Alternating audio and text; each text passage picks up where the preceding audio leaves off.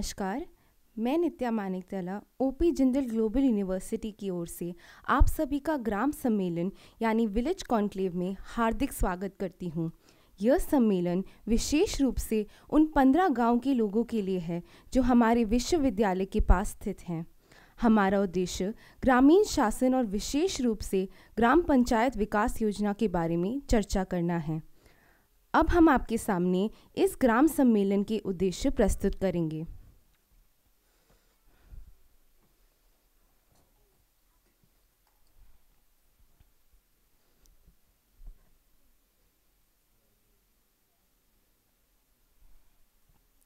पहला उद्देश्य सामुदायिक संरचना।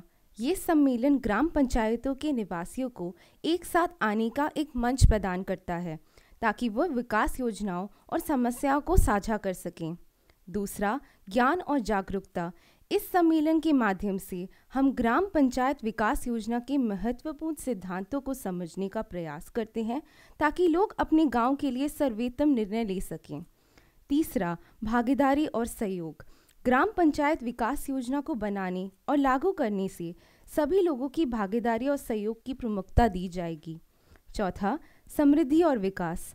इस सम्मेलन के माध्यम से हम ग्राम स्तर पर सामाजिक न्याय और आर्थिक विकास के लिए योजनाओं की विकासशीलता को बढ़ाने का उद्देश्य रखते हैं। हम उम्मीद करते हैं कि आप इस सम्मेलन को एक महत्वपूर्ण मंच बनाने के लिए सक्रिय रूप से योगदान देंगे। अब हम ग्राम सम्मेलन की शुरुआत करने के लिए Gurbani Bhatia OP Jindal global University की छात्रा को मंच पर आमंत्रित करते हैं।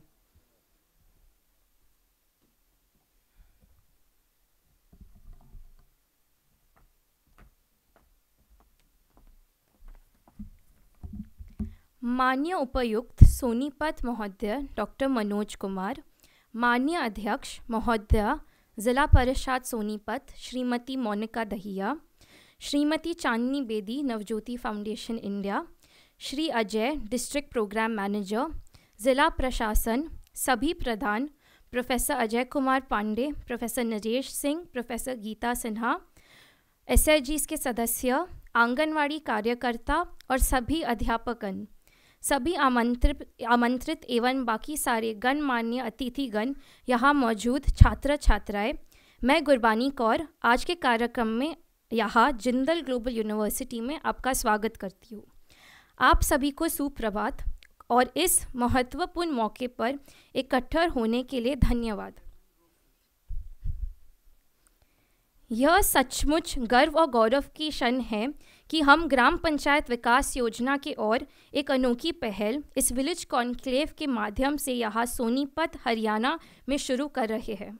इस पहल के साथ हमारे ग्रामीण समुदाय की प्रगति और समृद्धि की दिशा में हमारे कदम महत्वपूर्ण हैं और मैं आपके उपस्थिति और समर्थन के लिए आभार व्यक्त करती हूँ। हमारे ग्राम पंचायतें भारती की हृदय और आत्मा है और यह हमारी जिम्मेदारी है कि हम उनकी समृद्धि एवं बढ़ती समुदायों के विकास को सुनिश्चित करें। ग्राम पंचायत विकास योजना यानी GPDP सिर्फ एक सरकारी पहल नहीं है, ये एक सामूहिक प्रयास है जिसमें हर नागरिक की भागीदारी और समर्पण की आवश्यकता ज़रूरी है। इस कॉन्क्लेव के आयोजक के रूप में मैं ज़िला प्रशासन, कॉलेज एडमिनिस्ट्रेशन और सभी व्यक्तिगण को जिन्होंने इस कॉन्क्लेव की सफलता की प्राप्त करने में योगदान दिया है, उन सभी का आभार व्यक्त करती हूँ। इस कॉन्क्लेव के विचार को वास्तविकता में तब्दील करने में लगभग 1 साल का समय लग गया। इस बीच हमारे टीम के मुख्य सदस्य श्री सौम्यजी जोवारदार छात्र से पूर्व छात्र हो गए। बावजूद इसके हम तहे दिल से उनके योगदान के लिए आभार प्रकट करना चाहेंगे। साथ ही साथ आज के कार्यक्रम और संस्था के मुख्य संचालक ग्रामीण विकास के क्षेत्र में इस विश्वविद्यालय के प्रोफेसर अजय कुमार पांडे को उनके निरंतर प्रयास और सहयोग के लिए तहे दिल से शुक्रिया अदा करना चाहती हूँ। उनके दिशा और निर्देश और मार्गदर्शन के बिना आज का ये भव्य कार्यक्रम संभव नहीं होता। हमारे कॉन्क्लेव के लिए हमारे लक्ष्य स्पष्ट है: इंफ्रास्ट्रक्चर डेवलपमेंट, शिक्षा और कौशल विकास, स्वास्थ्य सेवाएं, कृषि एवं आर्थिक विकास, साक्षरता और समावेश एवं पर्यावरण सुरक्षा। यह विलेज कॉन्क्लेव महज ईंट पत्थर के बारे में नहीं है, बल्कि एक मजबूत और समृद्धिपूर्ण समाज बनाने के बारे में है। यह हमारी समुदाय को उनके अपने भविष्य की दिशा चुनने के समर्थी प्रदान करने के बारे में है। मिलकर हम इस यथार्थ का निर्माण करेंगे जहां कोई भी व्यक्ति जन्म, मठ, जाति, धर्म और लिंग के निरपेक्ष पीछे नहीं छोड़ा जाए और हर नागरिक जीपीडीपी के फलों का आनंद उठा सके। मैं आप सभी से जुड़कर जिम्मेदारी को सहारा देने और इस उद्यम में सक्रिय भागीदारी कराने की गुजारिश करती हूँ। हम सब मिलकर प्रतिबद्धता भावन और अपनी देश के मूल्य के प्रति समर्पित होकर एक बेहतर और आशावादी भविष्य के ओर इस सफ़र की शुरुआत करें। आप सभी को फिर से आज की उपस्थिति के लिए धन्यवाद। आप सभी को धन्यवाद। और ये कॉन्क्लेव तो केवल ट्रेलर है, पिक्चर अभी बाकी है। तो धन्यवाद और जय हिंद। मैं आप सभी का प्रोफेसर नरेश सिंह से परिचय करवाना चाहती हूँ। Professor Naresh Singh OP Jindal global university के centre of legal empowerment of the poor के सह निर्देशक हैं। प्रोफेसर नरेश सिंह ने गरीबों की कानूनी सशक्तिकरण के क्षेत्र में महत्वपूर्ण भूमिका निभाई है और उन्होंने यूएनडीपी जैसे अंतर्राष्ट्रीय संगठनों के साथ भी काम किया है। अब मैं प्रोफेसर सिंह को आमंत्रित करती हूँ कि वे Centre for Legal empowerment of the Poor का परिचय करें। So, to start with, I have to apologize because I do not know Hindi, and I will explain to you why is it that I do not know Hindi. पहले मैं माफ़ी मांगना चाहता हूँ क्योंकि मुझे हिंदी नहीं आती, और मैं पहले आपको ये समझाना चाहता हूँ कि मुझे हिंदी क्यों नहीं आती। I hope you will forgive me. The reason is that my great-grandfather left India 130 years ago and settled in the Caribbean, in the West Indies. मैं सोचता हूँ कि आप मुझे माफ़ करेंगे, और मैं ये बताना चाहता हूँ कि मेरे परदादा मतलब परदादा जो थे, ग्रेट ग्रैंडफादर, वो कैरेबियन मतलब कैरेबियन आइलैंड्स में चले गए थे, उन्होंने स्थलांतर कर लिया था। And for the last 30 years, I've been living in Canada, so that did not help very much. और पिछले 30 साल से मैं कनाडा में स्थित हूँ, तो उससे और भी परेशानी हुई हिंदी सीखने में। Now that I know you have forgiven me, let me just say a few words on the Center for Legal Empowerment of the Poor. So this center was established by two of our schools here at Jindal Global University, the School of Government and Public Policy and the Law School. जिस centre की हम लोग बात कर रहे हैं वो centre for Legal empowerment of the poor, मतलब विधिक सशक्तिकरण केंद्र, उसकी शुरुआत दो स्कूल्स, हमारे यहाँ पर दो स्कूल्स हैं, एक लॉ स्कूल है और एक पब्लिक पॉलिसी स्कूल है। दो स्कूल्स के सहकार्य से हमने ये सेंटर की शुरुआत की थी। सेंटर मतलब एक तरह का सेंटर है, मतलब तो उसकी शुरुआत हमने दो स्कूल्स के सहयोग से की थी। The purpose of the center is to work with people, rural people or urban people who are having, some challenges in meeting their own needs. इस सेंटर का उद्देश्य ये है कि हम लोगों के साथ काम करें और उन लोगों के साथ काम करें जिनको अपनी ज़रूरतों को पूरी करने में कुछ प्रॉब्लम आ रही है, तो ऐसे इसका उद्देश्य ये है। But it is focused on how the law can help people to improve their lives. इसका मेन उद्देश्य ये है कि हम लोग ये समझें कि लॉ यानी कि कायदा या विधि, लॉ जो होता है वो लोगों को कैसे हेल्प करता है, लोगों को कैसे मदद करता है, अपनी ज़रूरतों को पूरा करने में, अपना जीवन को सुधारने में कैसी मदद करता है, ये हम जान पाए, समझ पाए। After working for the United Nations and having worked in more than 50 countries around the world, the one thing that I have learned is that you have to work with people differently in every community and learn from them. मैंने 15 से ज़्यादा देशों में काम किया, संयुक्त राष्ट्र संगठन में काम किया और ये समझा कि हर एक समुदाय के साथ काम करना अलग होता है और हर एक समुदाय के साथ में काम करते समय उनसे हमें सीखना ज़रूरी होता है और वो मैं समझा हूँ। We know that you know your problems, your challenges better than anyone, better than any professor.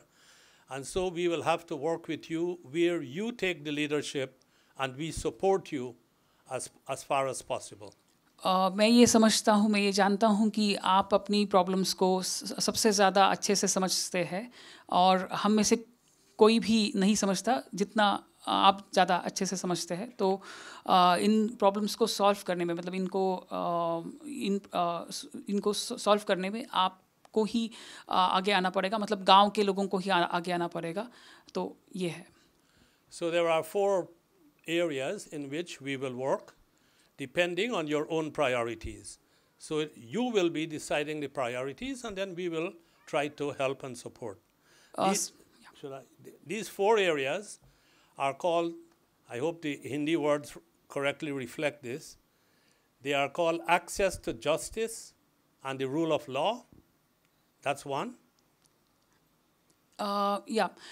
तो इसमें हम लोग 4 चीज़ों पर काम कर सकते हैं और ये 4 चीज़ें इस प्रकार से है कि पहले जो जस्टिस होता है, जो न्याय होता है, वो हमें मिल जाए और जो विधि का सम्मान, मतलब कायदा का जो लॉ का सम्मान है वो किया जाए। तो मतलब access to justice, rule of law, ये पहला वो है। The second area is called property rights. What we have learned around the world is that when people have ownership of either their land or their house or their equipment and so on, when they own it, instead of having to rent, they are able to improve their lives better. दूसरा है कि property rights, property हम लोग सब समझते हैं, तो property का अधिकार होना एक बहुत ज़रूरी बात होती है।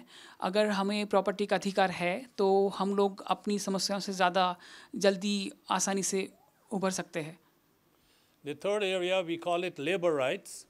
You see, when many people work in the informal sector, they don't have trade unions to protect their rights, and so they have to have other mechanisms which we will work with. तीसरा area है, तीसरा जो तरीका है हम लोग काम कर सकते हैं वो है लेबर राइट्स, मतलब मज़दूरों के अधिकार या श्रम का अधिकार। अगर श्रम का अधिकार लोगों को मिल जाए तो भी इस समस्या से उबरने में ज़्यादा मदद होती है। लोग इकट्ठा आकर अपनी बात रख पाए, तो वो श्रमिक एक आकर अपनी बात रख पाए तो भी उनको मदद होती है। And the final area is called business rights. If people want to have a little business, whether it's ladies making garments or men having a repair shop for bicycles or anything like that, why is it that people who are not so well off, they pay higher interest rates many times than others in the mainstream of society? चौथा area जो है वो है business rights. हम लोग सब समझते हैं बिज़नेस क्या होता है, बिज़नेस राइट्स। तो लोगों को बिज़नेस करने का अधिकार होना चाहिए और उनको ज़रूरी सहायता मिलनी चाहिए। वो बिज़नेस कोई भी हो सकता है। एक महिला अगर छोटा सा बिज़नेस करे, जैसे हम लोग स्टॉल्स बाहर है तो छोटा सा बिज़नेस है, तो कोई भी बिज़नेस, उसका अधिकार, उसको सहायता ज़रूर मिलनी चाहिए, फाइनेंस की सहायता मिलनी चाहिए, वो भी कम इंटरेस्ट पर। So these are the broad areas. Just a brief introduction how we will work. We have many students who will volunteer. We have many faculty members who will volunteer. But you are the people who we want to work with. You will take the leadership and guide us as to what help you need. हम लोग ये समझते हैं कि हमारे बीच में students है जो हमारे साथ काम करना चाहते हैं, टीचर्स है जो हमारे साथ काम करना चाहते हैं, लेकिन हम ये समझते हैं कि आपकी भागीदारी बहुत ज़रूरी है, आपकी लीडरशिप बहुत ज़रूरी है, और इसीलिए हमने आपको यहाँ पर आमंत्रित किया या आपको बुलाया। In closing, let me just acknowledge the energy and the efforts. We have had a lot of planning to do.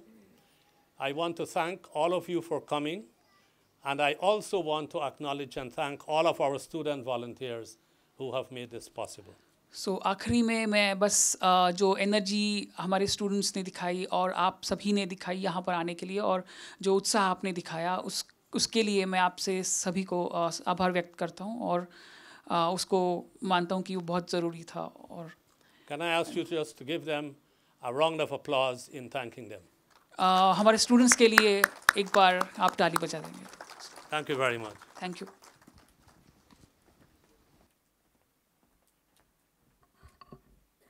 धन्यवाद प्रोफेसर नरेश सिंह। अब मैं centre for Legal empowerment of the poor के सह निर्देशक प्रोफेसर अजय पांडे को आमंत्रित करती हूँ। पिछले 2 दशकों से अधिक अनुभव रखने वाले प्रोफेसर पांडे ने ग्रामीण विकास, कानूनी सहायता और शिक्षा से संबंधित महत्वपूर्ण मुद्दों पर संगठनों के साथ काम किया है।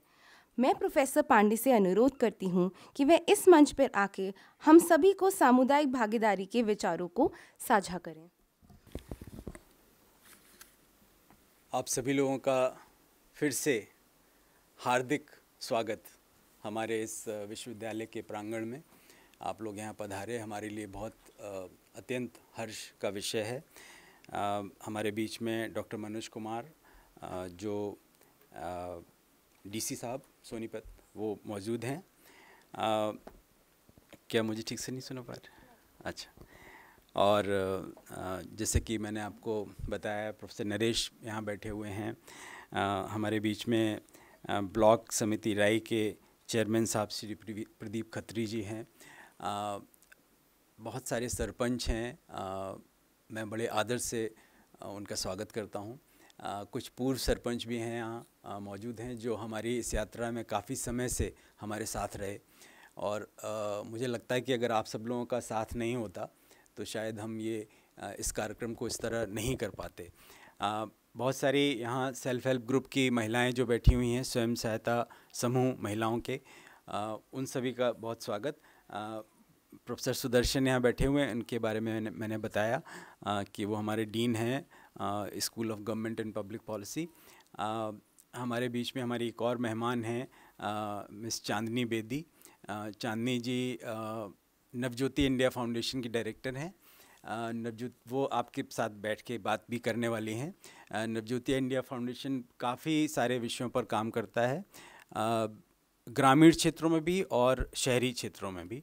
और संक्षेप में सिर्फ इतना कहना चाहूँगा नवज्योति इंडिया फाउंडेशन के बारे में कि बहुत धरातल का ये एक ऑर्गेनाइजेशन है, और डॉक्टर किरण बेदी की पूरी ताकत है इसके पीछे।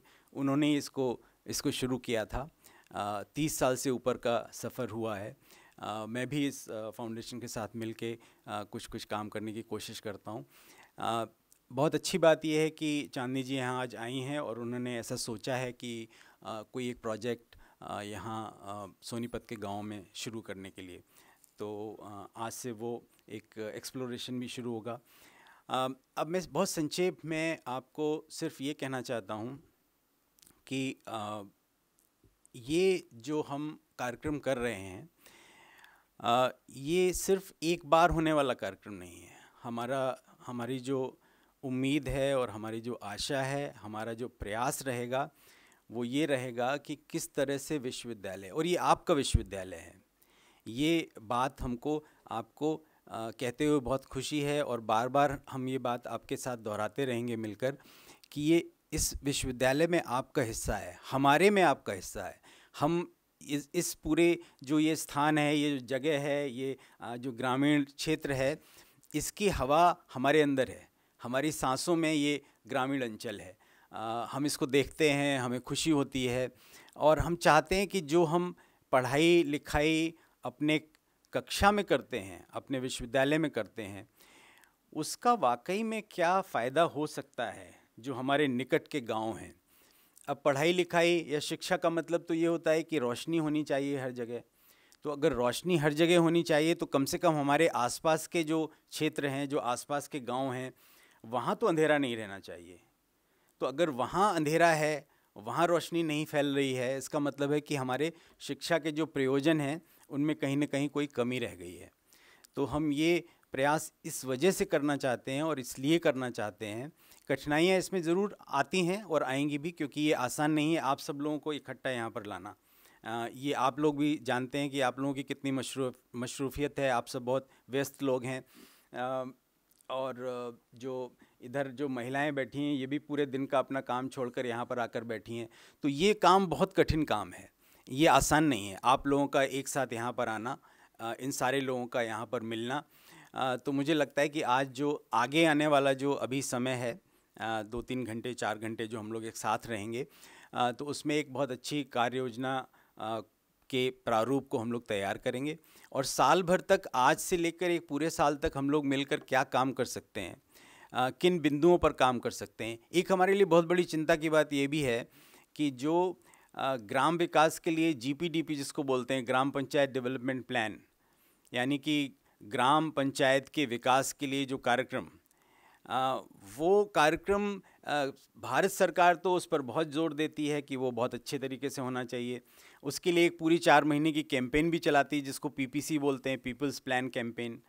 तो वो सब कैंपेन होती नहीं है यहाँ। हम जब अपने आसपास के गांव में जाते हैं तो हमें पता ही नहीं होता उसके बारे में, लोगों को पता नहीं होता उसके बारे में।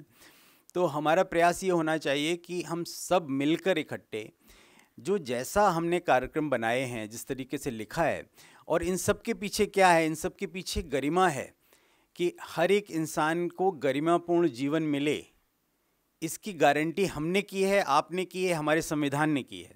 तो हमने पहले की है, उसके बाद संविधान ने की है, क्योंकि जो हमने गारंटी एक दूसरे को कर दी वही फिर संविधान में लिख दिया।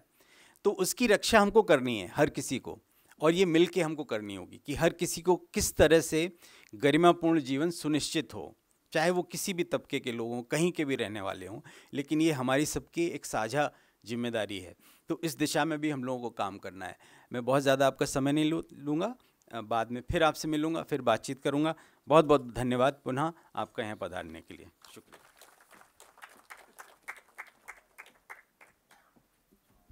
धन्यवाद प्रोफेसर पांडे।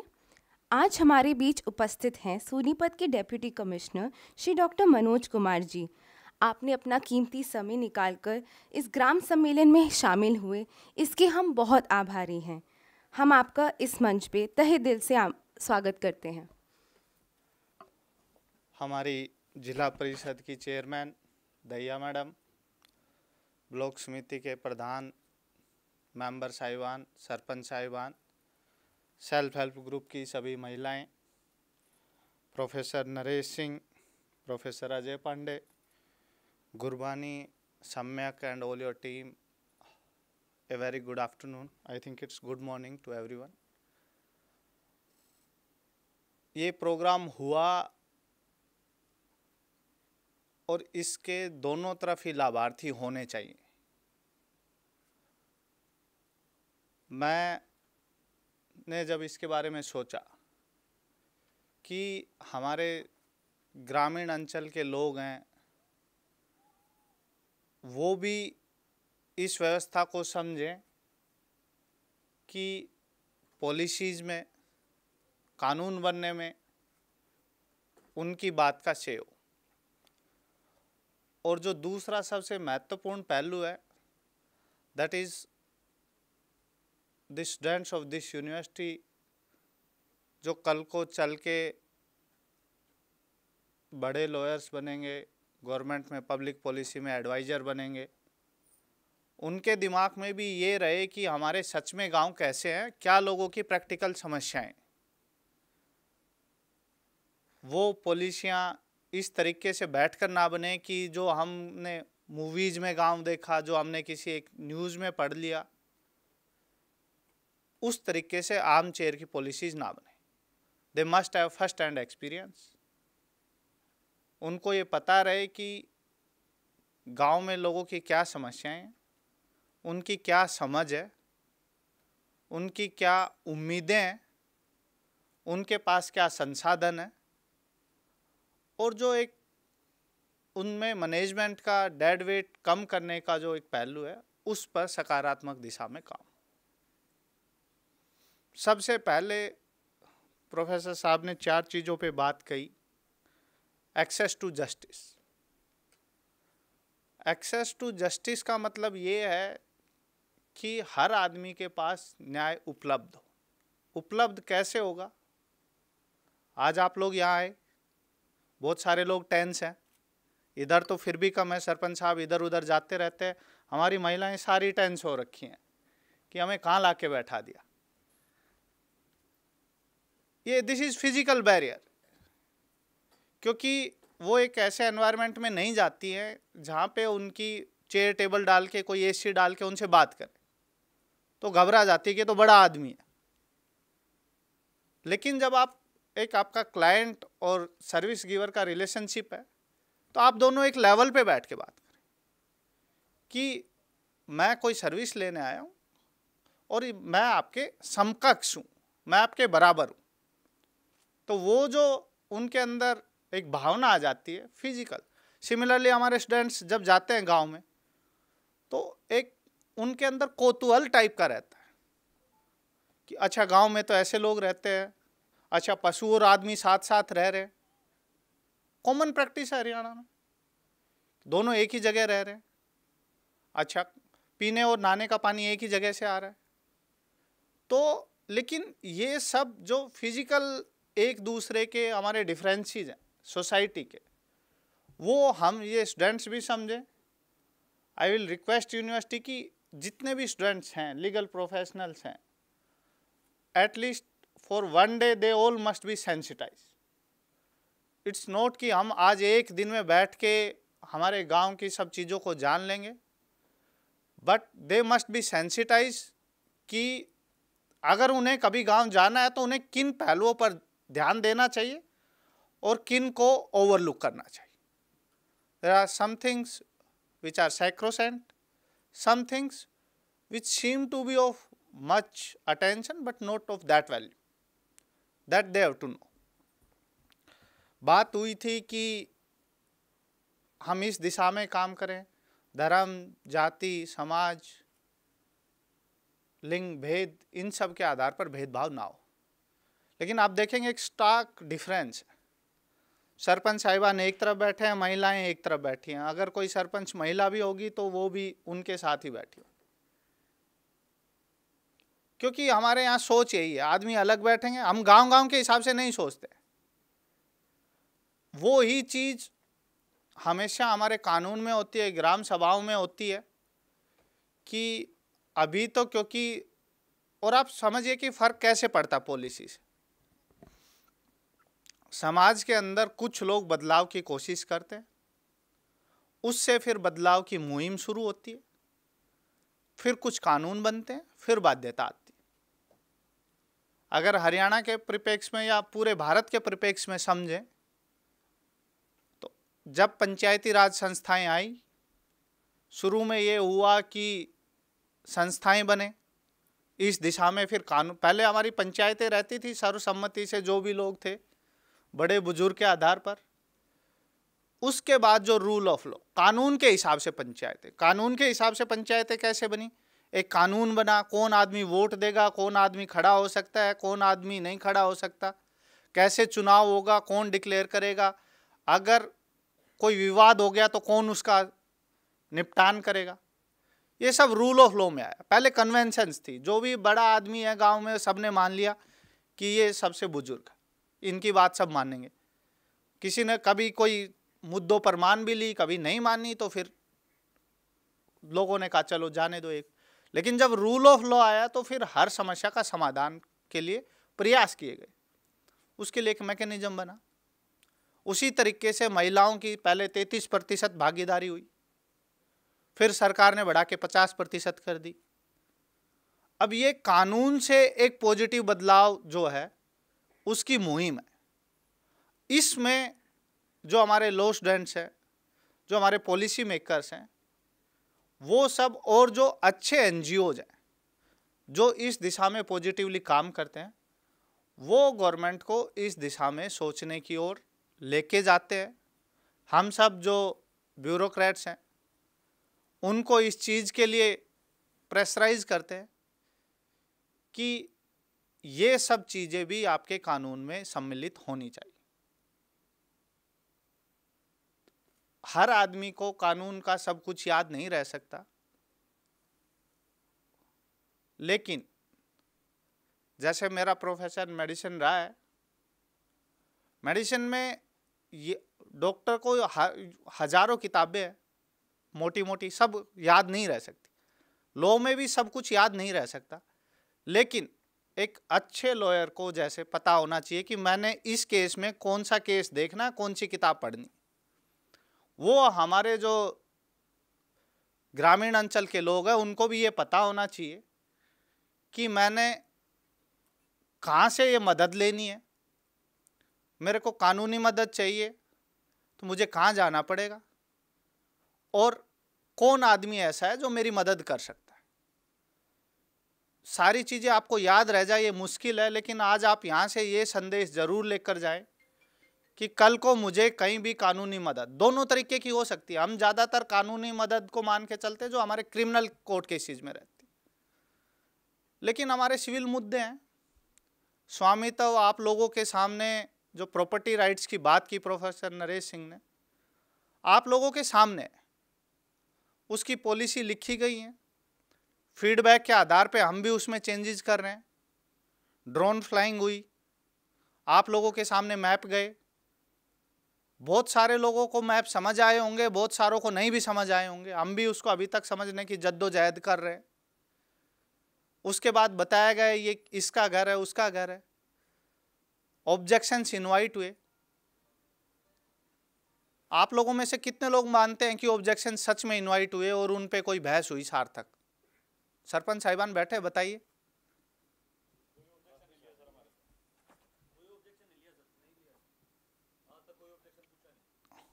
अब ये यहाँ पे डिफरेंस आता है प्रैक्टिस का, क्योंकि कागजों के हिसाब से आप लोगों ने ऑब्जेक्शन लिए, ऑब्जेक्शन आए नहीं, और जो आए उनका निपटान कर दिया।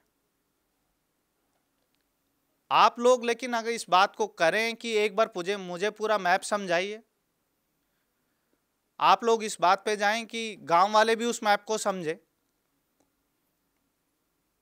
पॉलिसी के हिसाब से सारी चीजें इन प्लेस हैं।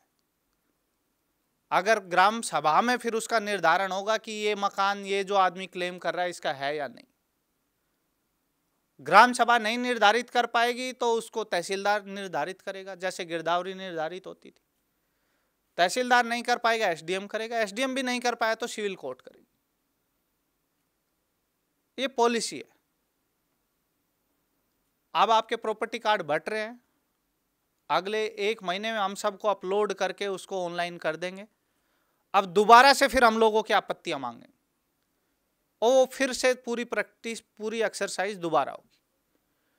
ये रूल ऑफ लॉ है। सरपंच साहिबानों के साथ साथ गांव के जो प्रबुद्ध लोग हैं वो भी इस चीज़ में समझें। सबसे ज़्यादा ज़रूरत अगर किसी को कानून तक ले जाने की है तो हमारे डिसएडवांटेज सेक्शंस है।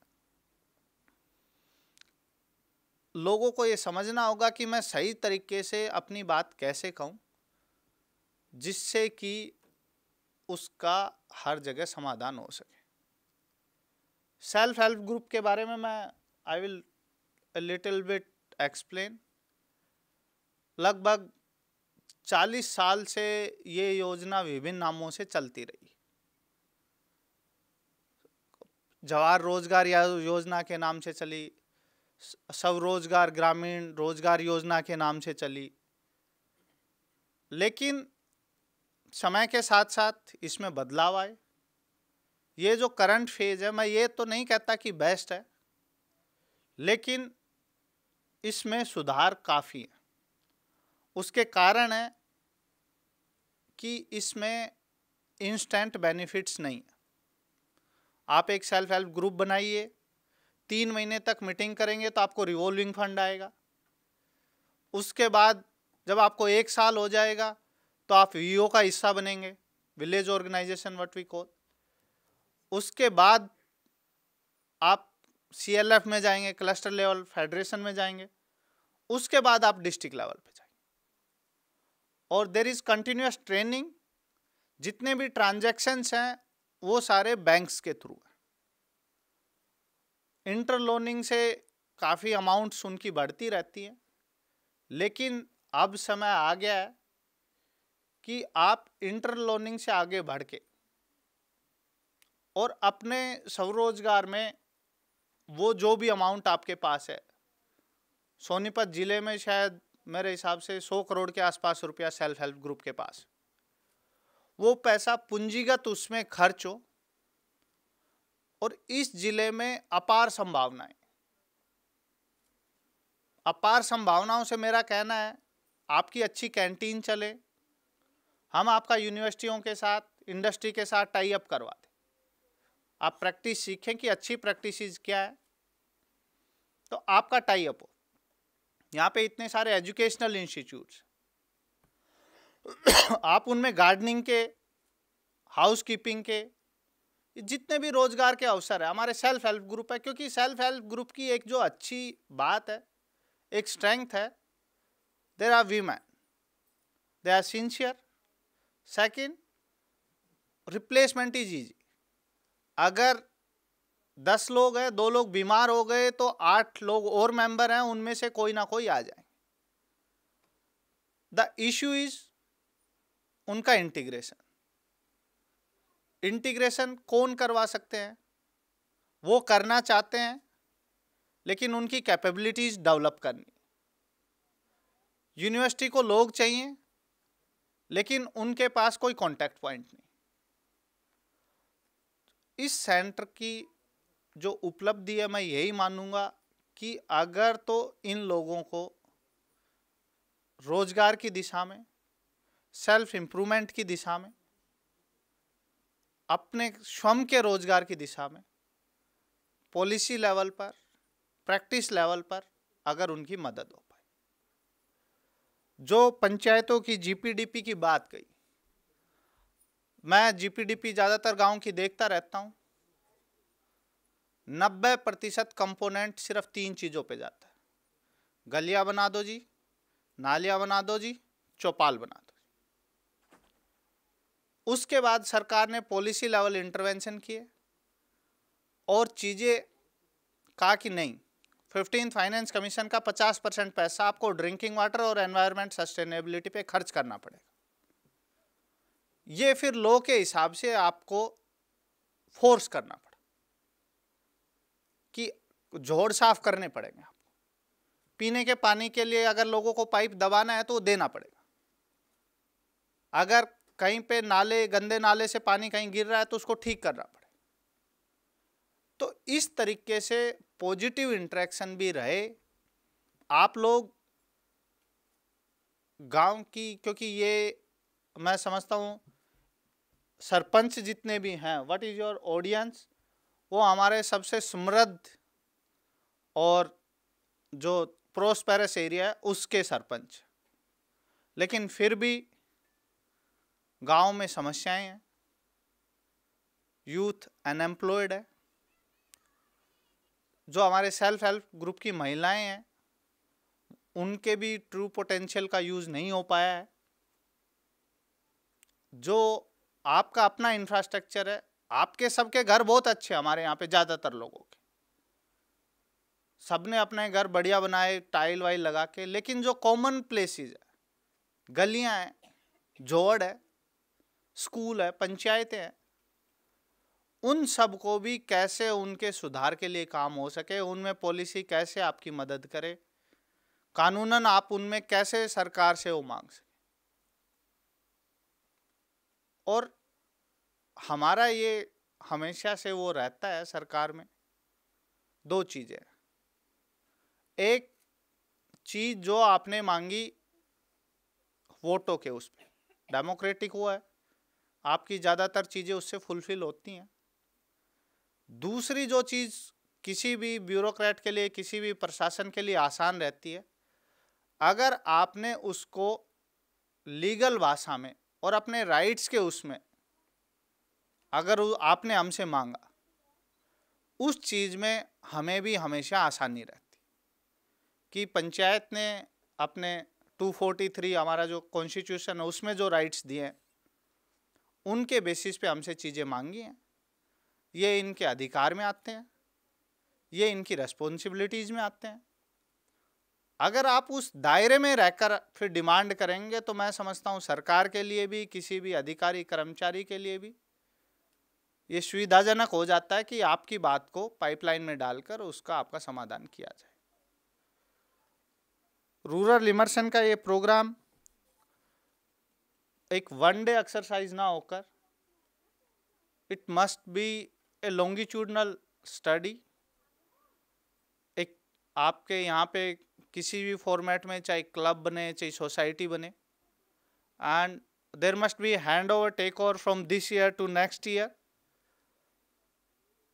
अगर एक छोटा ग्रुप भी 20-25 लोग भी if we can sensitize who are inclined towards this approach, तो मैं समझता हूँ कि जो आने वाले 20, 30, 25, 50 साल होंगे उनमें हमारे पास एक ऐसी वर्कफोर्स, ऐसे थिंकर्स, ऐसे प्रोफेशनल्स अवेलेबल होंगे who have sensitization towards this issue,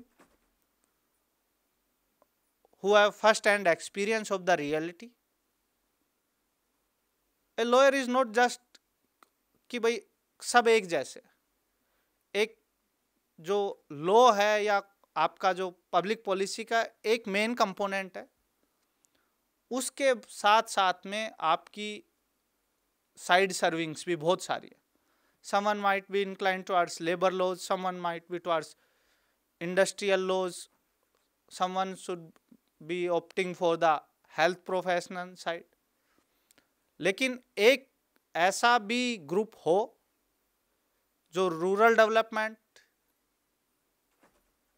self help group, women, इन सब से सेंसिटाइज हो, इन सब के बारे में उनको एक ब्रॉड नॉलेज हो। और उसी तरीके से हमारे लोगों को भी ये रहे कि जिंदल यूनिवर्सिटी में हक से आओ, इस तरीके से नहीं जैसे डरे डरे बैठे हो। हक से आओ कि मुझे मदद चाहिए, इन लोगों से आपका इंटरेक्शन हो, आप कॉन्फिडेंस के साथ आओ, विश्वास के साथ आओ और अपनी बात कहो कि ये चीज़ हो गई है। हो सकता है कल को आप लोगों को अपने सरपंच से ही कुछ लेना हो। सेल्फ हेल्प ग्रुप कहते हैं हमें बैठने के लिए 2 कमरे चाहिए, सरपंच साहब कहते जाओ डीसी या अपने एसडीएम से मांगो, हम आपको नहीं देंगे। तो इनके पास भी ये इनकी स्किल्स होनी चाहिए, इतना कॉन्फिडेंस होना चाहिए कि ये लिख के सरपंच को दे कि हम सेल्फ हेल्प ग्रुप है, गांव की 50% आबादी को हम रिप्रेजेंट करते हैं और आप हमारे ऊपर भी ये खर्च करना पड़े। जैसे आप समाज की चौपाल बनाते हैं, जैसे आप गलियां बनाते हैं, वैसे ही सेल्फ हेल्प ग्रुप के लिए कमरा बनाएं, उसमें इलेक्ट्रिसिटी करवाएं, इनका फर्नीचर दें, इनके बैठने की व्यवस्था दें, ज़रूरत पड़े तो इनको इंटरनेट भी दिलवाएं। ये चीज़ें इनके जो हक है उसके लिए ये कैपेबल हो पाए, उस तरीके से इनको मैं चाहूँगा कि जो यूनिवर्सिटी है तैयार करे। एक जगह से, मैं एक नहीं कहता हूँ कि आप इस ज़िले की 350 पंचायतें हैं उन सबको प्रिपेयर कर पाओगे, लेकिन 4-5 ऐसे रोल मॉडल हो जहाँ सरपंच साहिबान भी कैपेबल है, जहाँ पे पंचायत में लोग भी जागरूक हैं, सेल्फ हेल्प ग्रुप भी उस तरीके से हमारे मोटिवेटेड और कैपेबल हैं। एटलीस्ट 4-5 गांव में हम ऐसा एक रोल मॉडल तैयार करें। देश भर से आप सब लोग जाते हैं, सिंगापुर, सनी सिंगापुर जाते हैं, राजस्थान में जाते हैं, गुजरात में जाते हैं, जहाँ पे कुछ पंचायतों ने बहुत एक्सेप्शनली वेल किया है। तो ये लॉ यूनिवर्सिटी है, हमारे यहाँ पे ऐसे जागरूक लोग रहें, उस तरीके से बढ़िया वो बने। और आप भी पूरे भारत में जाकर, जैसे जगह जगह से लोग हमारे पास आते हैं कि भाई ये लोग रिसोर्स पर्सन है, इन्होंने जो हमारे जल स्रोत है उनको संवारने का काम किया है, इन्होंने सफाई पे बहुत अच्छा काम किया है, इन्होंने प्लांटेशन में बहुत अच्छा काम किया है। तो उस तरीके से यहाँ से भी हमारी पंचायतें तैयार हों, यूनिवर्सिटी की तरफ से आपको सपोर्ट रहे, बीच में हम एक छोटी सी कड़ी रहेंगे एडमिनिस्ट्रेशन से, आपको भी ये एक वो रहे कि हमारा एक नुमाइंदा है। मैं यूनिवर्सिटी से ज़्यादा आप लोगों का नुमाइंदा हूँ, आप लोगों के बिहाफ पे जो कुछ भी मुझे करना होगा मैं भी अपनी बात कहूँगा, लेकिन मेरे कहने से ज़्यादा वो होगा जो आप खुद से मांगे। This is a good step. I hope it is coded, the good practices are brought on record, how we can improve those, how we can increase the participation, and besides this core group, most of the students are sensitized. Then the purpose will be served. I thank University Administration, Registrar Sahab, Professor Sahabs, club members that I have been invited, और आप सब लोग आए, आप सब ने मुझे सुना, आपका बहुत बहुत आभार, धन्यवाद। जय हिंद, जय भारत।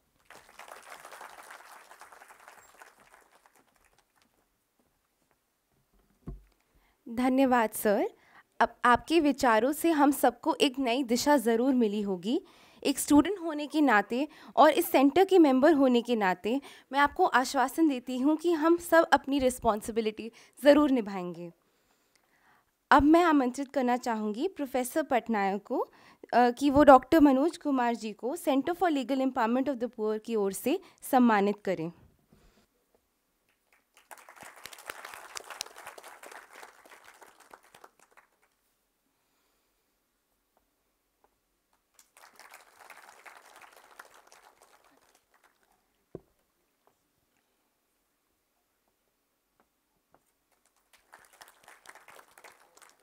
हमारे बीच आज उपस्थित है श्रीमती मोनिका दहिया, चेयरपर्सन सोनीपत ज़िला परिषद।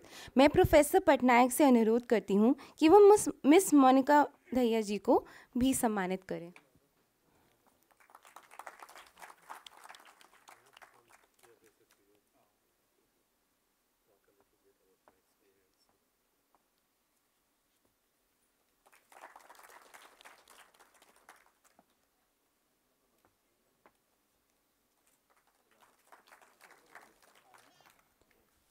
पहले आप सभी को मेरा नमस्कार, और रिस्पेक्टेड प्रोफेसर सर, स्टूडेंट, आप सबका मैं थैंक करूँगी कि आपने मेरे को यहाँ पे बुलाया और यहाँ पर बोलने का और अपने विचारों को आपके सामने रखने का मौका मिला। उस सब के लिए आप सभी का बहुत बहुत आभार। तो आज हमें यहाँ पर मेरे को जैसे स्टूडेंट ने जाके इनविटेशन दिया था पर्सनली कि आपको जो आपको सीट मिली है चेयरपर्सन की, तो आप उसका जो आपका एक्सपीरियंस है वो लेडीज़ के साथ साझा करें कि आपको क्या कुछ नया सीखने को मिला। तो मेरा ये मतलब पर्सनल एक्सपीरियंस ये रहा कि जैसे अगर हम कहीं भी कामयाबी मिलती है हमें, तो उसकी शुरुआत हम अपने घर से करते हैं, क्योंकि सपोर्ट के बगैर हम कुछ नहीं कर सकते। अगर मैं आज आप सब के सामने खड़ी हूँ और बोल रही हूँ और आज मुझे ये मौका मिला, तो ये सिर्फ मेरे जो फैमिली ने मेरे को सपोर्ट किया, और जो सबसे बड़ी बात मेरे हस्बैंड ने मेरे को सपोर्ट किया और आज सबके सामने यहाँ पे खड़ा किया। तो सिर्फ इस चीज़ का मैं सभी को के साथ सभी लेडीज़ के सामने ये चाहती हूँ और कामना करते हैं कि मैं अपनी साइड से कि भी सभी को ऐसा जीवन साथी मिले कि जो लेडीज़ आगे बढ़ना चाहती है उसका सपोर्ट करे। क्योंकि देखिए, एक लड़की जो पैदा होती है वो माँ बाप के पास कितना टाइम बिताती है, 18-19 साल, ज़्यादा से 20-21 साल, है ना। ज़्यादा उसकी लाइफ तो मतलब साथी के साथ ही बीतती है। और जिसकी मतलब फैमिली अच्छी होती है या जो जीवन साथी बोलते हैं हम, अगर उसके साथ हमारे विचार मिल जाते हैं तो सबसे बड़ी कामयाबी मैं उसी को मानती हूँ। क्योंकि अगर हमारे विचार मिल जाएंगे और हम साथ चलेंगे तो कोई भी काम ऐसा नहीं है कि लेडीज़ नहीं कर सकती और वो ना करने दें। ज़्यादातर लेडीज़ के साथ प्रॉब्लम यही होती है कि फैमिली मतलब ये नहीं चाहती, जो मेरा पर्सनल एक्सपीरियंस है, कि वो घर से बाहर जाए। घर पे कुछ भी कर लो, लेकिन बाहर जाना के लिए घर पे मनाही रहती है। लोग इस चीज़ के लिए फोर्स करते हैं कि भी करना है तो घर पे करो, लेकिन हर काम हम घर पे भी नहीं कर सकते। मान लो हमें अगर आगे निकलना है तो बाहर भी निकलना पड़ेगा, लोगों को फेस भी करना पड़ेगा, समस्याएं सुननी भी पड़ती हैं, बतानी भी पड़ती हैं, फिर उनका समाधान भी देखना पड़ता है। तो सबसे पहले कड़ी तो मेरी यही है कि भाई मतलब जब तक सपोर्ट नहीं होगा, और सपोर्ट होगा अगर आपके विचार उनसे अच्छे मिलेंगे तो तभी आप कामयाब हो सकते हैं। वरना अगर बाहर के कोई भी, अगर आप यहाँ बैठे हो, बाहर का कोई भी बंदा है या लेडीज है, कितना सपोर्ट कर लो, जब तक घर का सपोर्ट नहीं होगा कोई बाहर कामयाबी नहीं दे सकता। क्योंकि पहले कहते थे कि घर का भेदी लंका ढाई, उसका रीज़न ही यही था। अगर घर में फुल सपोर्ट है तो बाहर किसी चीज़ में आप पीछे नहीं रहोगे। ये मेरा अपना पर्सनल एक्सपीरियंस है। तो जैसे SSG अब नया ग्रुप चला है लेडीज़ के लिए, हमारे यहाँ 2016 में इसकी शुरुआत हुई थी। जैसे मैडम ने बताया कि भाई मतलब ये पहले 2003 से चला हुआ था, लेकिन जो ओपनिंग में आया, मतलब जो खुल के ग्रुप बनने लगे थे, वो 2016 में हुआ था इसका। उसमें लेडीज़ को मैंने कई जगह पर जाके प्रोग्राम भी किए हैं, और जो हमारे अजय सर हैं जो SSG का ग्रुप का देखते हैं, उन्होंने भी हमारे कई प्रोग्राम कराए हैं। तो उनमें हमें पता लगा, लेडीज़ से जैसे बातचीत हुई, लेडीज़ों को SSG ग्रुप से काफ़ी बेनिफिट भी है। और यहाँ भी कोई लेडीज़ आई होगी SSG ग्रुप से है, और काफ़ी लेडीज़ ने भाई मतलब अपने स्टॉल भी लगा रखे हैं। तो ये सारा उसी के तहत है। इन सभी का यहाँ करने का मतलब ही यही है कि लेडीज़ को आगे लाया जाए, और लेडीज़ आगे तब आएगी जब वो खुद जागरूक होगी या खुद आना चाहेगी, और उसके साथ सपोर्ट होगा। एक खुद के चाहने से भी कुछ नहीं होता जब तक सपोर्ट नहीं होगा और फैमिली नहीं चाहेगी उस चीज़ के लिए। तो उसके लिए मेल मिलाप बहुत ही ज़रूरी है। किसी भी चीज़ को, किसी भी अगर हम काम को करना चाहते हैं और कामयाबी मिल चाहते हैं, तो उसके लिए हमें मेल जोल बहुत ही ज़रूरी है। चाहे वो इलेक्शन है, चाहे फैमिली को चलाना है, क्योंकि एक परिवार भी तभी पूरी तरह से रह सकता है जब उसमें विचारों का आपस में आदान प्रदान होगा। एक दूसरे के साथ हम अपने विचारों को साझा करेंगे, उससे एक दूसरे की तकलीफ़ों को भी हम दूर कर सकते हैं। क्योंकि जो SSG की ग्रुप की महिलाएं हैं, उसमें काफ़ी जो लास्ट फैमिली होती है, जिसे हम जो गरीबी की रेखा में आते हैं, ज़्यादातर इन स्कीमों का फ़ायदा उन्हीं लेडीज़ों को होता है। वैसे तो नॉर्मल जो मीडियम फैमिली हैं वो भी ग्रुपों से जुड़ी हुई है। ऐसा नहीं है कि भी जिनके पास रोज़गार नहीं है वही जुड़े हुए हैं, नहीं, मीडियम फैमिली भी इसके साथ काफ़ी जुड़ी हुई है, और इसका फ़ायदा भी लेडीज़ काफ़ी उठा रही हैं। किसी ने तो जैसे SSG ग्रुप में जोड़ के जो उनकी इनकम होती है, दुकानें कर रखी हैं, जो मैंने खुद देखा है, दुकानें भी की हैं, दूध का साधन भी अपना किया है, जैसे भैंस वैस बांध के वो कर रही है इस चीज़ को। देखो यहाँ पर कोई मतलब ये नहीं है, चलो यूनिवर्सिटी है वो एक अलग जगह है, लेकिन सब यहाँ पे लोकल हैं। ऐसा कोई बंदा नहीं है मेरे हिसाब से कि जिसको इस चीज़ का पता ना हो, क्योंकि जब गांव के लिए हमें विचारों के लिए बुलाया गया है, तो उसी लेवल पे अगर हम बात करेंगे तभी ज़्यादा समझ में आएगा। ठीक है ना, ये ठीक है सबके लिए, है ना, समझ में आ रहा है ना जो मैं बोल रही हूँ। तो भी देखो मतलब यही है, एक मेरा मानना ये, प्रैक्टिकल और थ्योरी में बहुत फ़र्क होता है।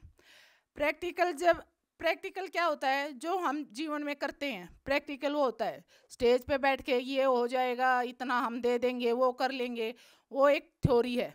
लेकिन जब उस थ्योरी को हम अपने जीवन में अपनाते हैं ना, किसी भी काम को अगर हम लेके चलते हैं, उसको सोचते हैं जब प्रैक्टिकल भी, चलो किसी गांव में पानी की ही सुविधा करानी है, जो मेरा पर्सनल एक्सपीरियंस, बहुत छोटी सी बात लगती है, चलो हो जाएगा, लेकिन जब उसके लिए पाइपलाइन का भी करना पड़ेगा, खुदाई भी करनी पड़ेगी, ज़मीन भी लेनी पड़ेगी, उसके लिए जो हमने पैसा सोचा था लगाने के लिए वो कम पड़ेगा, अब दूसरा भी अरेंज करना पड़ेगा।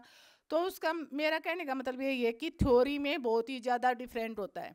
और अगर अब ये बच्चे जैसे मेरे पास आए कि भी हम SSG की महिलाओं के लिए कुछ करना चाहते हैं, उनकी हेल्प करना चाहते हैं, इनका कहना ये था मेरे साथ, तो मैंने कहा भी चलो अच्छी बात है करो, लेकिन देखो किसी काम को आप सोच के चलते हो, वो इतना आसान नहीं है कि एक दो बार के करने से ही आप उसको कर दोगे, लेकिन शुरुआत करो। जब तक किसी काम की शुरुआत नहीं होगी तो वो पूरा भी नहीं होगा। अब आपने सोचा इसके लिए, बहुत अच्छी बात है, आप 1 साल 2 साल अभी आपका पढ़ाई का जो बचता है टाइम, अगर आप हर साल थोड़ा थोड़ा करके कोशिश करोगे तो ज़रूर पूरा होगा।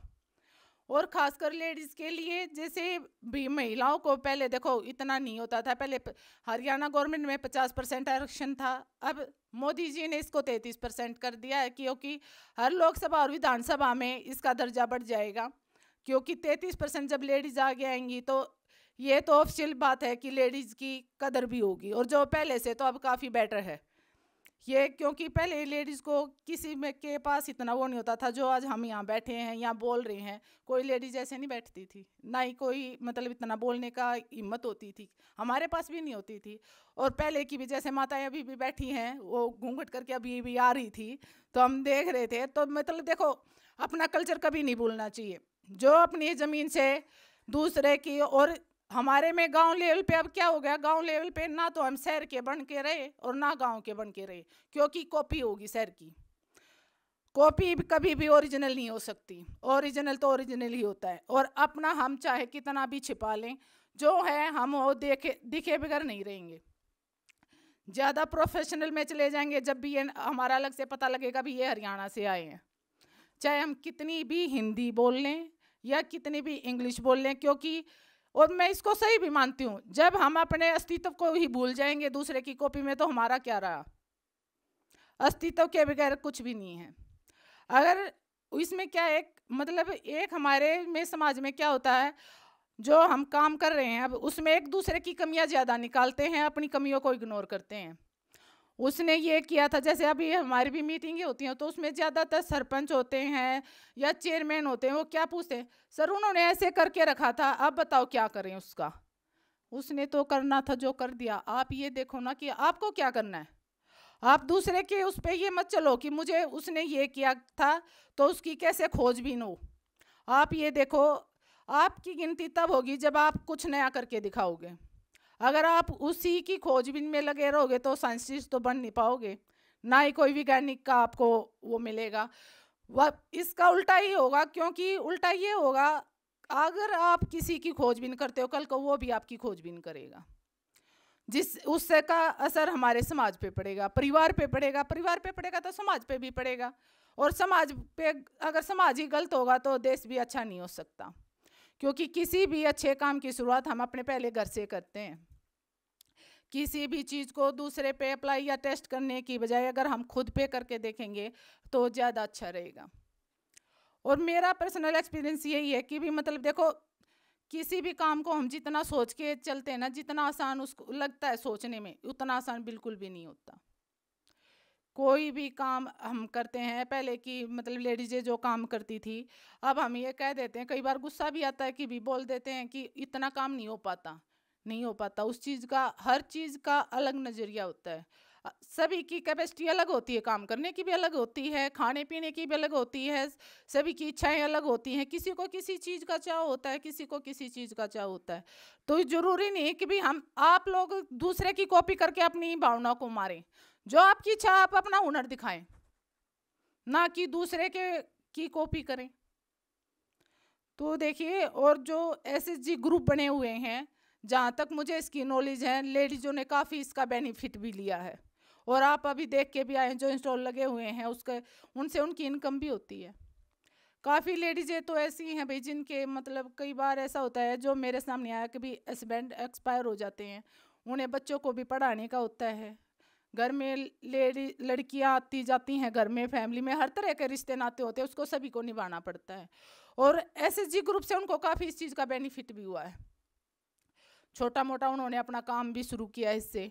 और इसकी सबसे ज़्यादा ज़रूरत कोरोना टाइम में हुई, जब लेडीज़ों को ये जो मुंह पे मास्क लगाने के लिए शुरुआत हुई थी इसकी, कि लेडी SSG की महिलाओं ने इसको बनाया था और उसकी पूर्ति हुई थी, उसके लिए उनको काफ़ी ऑर्डर भी मिला था। उसके बाद सरकार ने इनमें 200 स्कीमें ऐसी हैं जो 200 रोजगार हैं SSG महिलाएं जो कर सकती हैं, अपना अपना बेकरी का कर सकती हैं, अलग अलग तरह के कोर्स हैं, इसकी ट्रेनिंग भी दी जाती है। सोनीपत की यहाँ रेवली गांव में इसकी RCT में इसकी ट्रेनिंग भी दी जाती है। उसकी ट्रेनिंग 1 महीने की ट्रेनिंग होती है, उसके बाद उनको सर्टिफिकेट दिए जाते हैं, जिससे अगर मान लो किसी ने पार्लर का किया है तो अपनी दुकान कर सकती है, होलसेल मतलब बेकरी का भी काम कर सकती है। और उनको कुकिंग वगैरह ट्रेनिंग, जैसे अब की बार हमारे गांव में ही मैंने खुद अपने गांव में करवाई थी जोरोट में, उनको 1 हफ्ते की ट्रेनिंग दी गई थी। खाना जो भी मान लो उनको बेकरी का सामान, केक वगैरह जो भी बनाना सीखा था उन्होंने वो किया है। और तो देखो भाई, मतलब सरकार अच्छी पहल कर रही है, लेकिन उसके लिए आप लोगों को भी आगे बढ़ना पड़ेगा। फ़ायदा तो तभी है ना, अगर हर बंदे के घर तो सरकार नहीं जा सकती ना, हर बंदे के घर तो हम नहीं जा सकते, हर बंदे के घर पे यूनिवर्सिटी वाले नहीं जा सकते। शुरुआत आप करोगे। अगर आपको किसी चीज़ की दिक्कत है, आप हमें ये बताएं कि भाई हमें इस चीज़ की दिक्कत है, तो हम आपकी हेल्प करेंगे उस चीज़ के लिए। और जागरूकता तो एक दूसरे के विचारों के साथ आती है। आपको अपना तालमेल अपने फैमिली में, अपने बच्चों के साथ सब कुछ ये आप खुद तालमेल बना के चलेंगे तभी आगे बढ़ पाएंगे। तो भाई मतलब मेरा ज़्यादा टाइम ना लेते हुए मेरा यही मानना है, अगर लेडीज़ को आगे बढ़ना है और तो अगर फैमिली में तालमेल होगा, फैमिली में एक का होगा तो आगे भी बढ़ सकते हैं। क्योंकि जब सास के साथ एक का होगा तो वो अपनी बहू को अवश्य चाहेगी कि उसकी भी कहीं अच्छे काम में गिनती हो। लेकिन तालमेल ही नहीं होगा तब तक तो यही रहेगा कि ये काम नहीं हुआ तो बाहर कैसे जाएगी। क्योंकि ये चीज़ें हमें देखने को मिलती है। अब हमारी 33% या 50% मतलब आरक्षण मिला हुआ था, तो लेडीज़ों को काफ़ी इस चीज़ का भी बेनिफिट हुआ है कि उनको चाहे मजबूरी में ही उनको आगे आना पड़ा है, लेकिन आगे तो आई। अब आगे जागरूक होगी तो अब वो खुद भी आगे आएंगी। तो किसी भी काम को करने के लिए हमें खुद ही उसकी पहल करनी पड़ती है। और थ्योरी और प्रैक्टिकल में मैं फिर भी यही कहूँगी, थ्योरी और प्रैक्टिकल में बहुत ही ज़मीन आसमान का अंतर होता है। किसी भी काम को हम जब ये करके चलते हैं ना कि भाई ये काम 2 दिन का है या 3 दिन का है कि ऐसे हो जाएगा, ऐसे कुछ नहीं होता। हर चीज़ को टाइम लगता है। किसी चीज़ को बनने में, बिगड़ने में तो कुछ नहीं लगता, लेकिन बनने में उसको बहुत लंबा टाइम लगता है, प्रोसीजर बहुत लंबा होता है। क्योंकि जैसे ये स्टूडेंट गए थे, इन्होंने मेरे से बात की तो इनका मानना ये था कि मैम जो हम थीम लेके चले थे वो तो आपने बिल्कुल ही चेंज कर दिया। क्योंकि मतलब ग्राउंड फ्लोर पे जब हम जाते हैं ना, वो समस्याएं बहुत बड़ी होती हैं। अब यहाँ से कहना इतना आसान है कि भी हम ये कर देंगे वो कर देंगे, लेकिन जब करने के लिए निकलते हैं ना, जब बंदों की समस्याओं को हम सुनते हैं तो हम सोच भी नहीं सकते कि एक एक बंदे के पास कितनी समस्याएं, कैसे वो अपना जीवन व्यतीत करती हैं। जिस लेडीज़ के पास कोई इनकम नहीं होती उसको बच्चों का भी करना है, रिश्तेदारी का भी करना है, और आप जैसों का जो हम चले जाते हैं उनका भी करना। तो एक लेडीज़ मतलब जितना सफ़र करती है ना, इतना मेरा मानना है कि आदमी नहीं करता, भी करता है लेकिन वो इतना नहीं कर पाता जितना लेडीज़ को करना होता है। अब आदमी अगर बाहर का काम करता है तो उसको घर की चिंता नहीं रहती, लेकिन जैसे हम अब बाहर का भी करते हैं, लेकिन हमें घर से निकलते वक्त ये भी करके चलना पड़ता है कि भी इतना टाइम लगेगा, तो बच्चों का भी करना है, अगर घर में बुजुर्ग है उनका भी करना है, जो बहनें दूध का काम करती हैं उनका भी देखना होता है। तो लेडीज़ को बहुत ही ज़्यादा इस चीज़ के लिए देखो फेस करना पड़ता है। ये मेरा पर्सनल एक्सपीरियंस है इस चीज़ में। और लेकिन इन चीज़ों को आसान जब कर सकते हैं जब हम एक दूसरे के साथ तालमेल अच्छा होगा, क्योंकि तालमेल से ही परिवार चलते हैं और परिवार से ही समाज चलता है और समाज से ही देश चलता है। जब तक हम एक दूसरे की सहायता ना करके उसकी टांग खींचने पे लगे रहेंगे ना कि उसने तो ये गलत किया था, इसकी छानबीन करो, जिसने इतने पैसे लगा दिए, इतने पैसों का गबन कर दिया, उसने तो जो कर दिया, लेकिन आप अपना देखो कि आप क्या करके जाओगे। 2 दिन बाद कोई और आएगा, मेरी जगह कोई और आएगा, आप लोगों की जगह और आएगा, तो ऐसे तो उसकी एक दूसरे की छानबीन में समाज ही टूटता और कुछ नहीं होता। जो गलत करता है या ठीक करता है सबको पता है। आज मैं गलत कर रही हूँ तो वो मेरे को पता है कि अच्छे से मैं क्या गलत कर रही हूँ और क्या ठीक कर रही हूँ। और तो एक दूसरे को नीचा दिखाना एक बहुत बड़ी गलत बात है। और इस चीज़ में थोड़ा सा देखो, पहले तो लेडीज़ को माना जाता था, लेकिन अब आजकल के आदमी भी कहीं कम नहीं रह रहे। एक दूसरे का भाईचारा बिल्कुल भी नहीं है। क्योंकि जब हम सामने मीटिंग में बैठते हैं ना, पहले लेडीज़ को ये बोल देते थे कि लेडीज़ की गुद्दी पीछे मत होती है, उनमें इतनी समझ नहीं होती। लेकिन मेरा मानना है आज लेडीज़ में समझ है, आदमी में समझ नहीं है। क्योंकि मैं सबके सामने बोल रही हूँ, क्योंकि ये मेरा पर्सनल एक्सपीरियंस है। अब लेडीज़ अपने काम पे ज़्यादा फोकस रखती है, उसको ये होता है कि मेरे को ये काम निपटा के अपने बच्चों को देखना होता है। लेकिन आदमी का क्या काम रह गया है, आदमी को ये काम होता है, अब उस सरपंच को देख लिया उसने ये गलत कर रखा है, कल दूसरे से और इसकी तहकीकात करता हूँ कितने पैसे उसके खाते में आए थे। वो ये नहीं देखता कि ये हो गया चलो छोड़ो, हो गया। क्योंकि देखो हमारी जो चंडीगढ़ CM सर के साथ मीटिंग होती है ना, उसमें से 20 चेयरमैन ऐसे हैं जो ये लगना सोचने पे लगे रहते हैं कि उसने क्या क्या कर दिया और उसकी खोजबीन कहाँ से करूं। उससे किसी का भला नहीं होगा। जो हमारे पास अब है वो करके जाओ। सबकी अपनी ड्यूटी है, सब अपनी ड्यूटी करने आए हैं। अगर हम अपनी ईमानदारी से अपनी ड्यूटी को निभाएंगे ना, तो कोई कहीं पे काम करने में ना समाज में ना कहीं दिक्कत नहीं है। अगर मैं गलत हूँ तो सब कुछ गलत है, क्योंकि आदमी का नज़रिया ही उसको गलत और ठीक बनाता है। मेरा जैसा नज़रिया आप रखोगे दूसरे के प्रति, वैसा ही नज़रिया आपको मिलेगा। क्योंकि घर का कैसा माहौल है, एक छोटा बच्चा जब ये बता देता है कि मेरे घर का माहौल कैसा है, मेरे मम्मी पापा कैसे हैं, तो जब हम इतने बड़े हो गए तो हमारा नज़रिया नहीं बताएगा। तो देखो, मतलब अगर आपको आगे बढ़ना है, पीछे किसने क्या किया इस बात को छोड़ दो। हमारी आपस में कोई भी बात होती है, घर में लेके होती है, बच्चों को लेके होती है, तो मेरे हस्बैंड हमेशा एक ही बात कहते हैं, छोड़ दे। उनका हर बात पे यही बोलना होता है कि भाई चलो छोड़ दो। 2 मिनट का गुस्सा होता है, वो छोड़ दिया तो उससे बात का समाधान हो जाता है।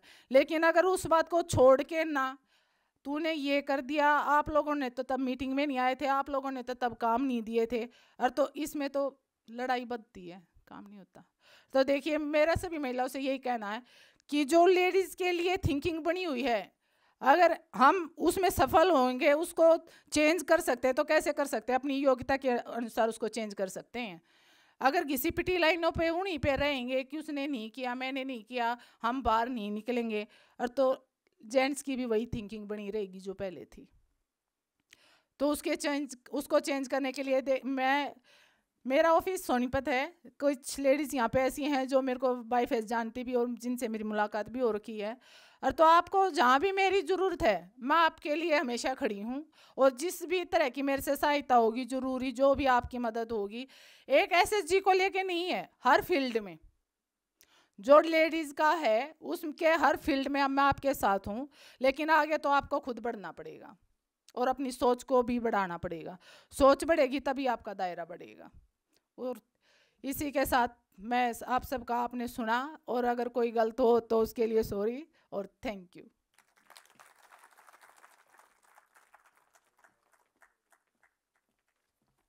धन्यवाद मैम।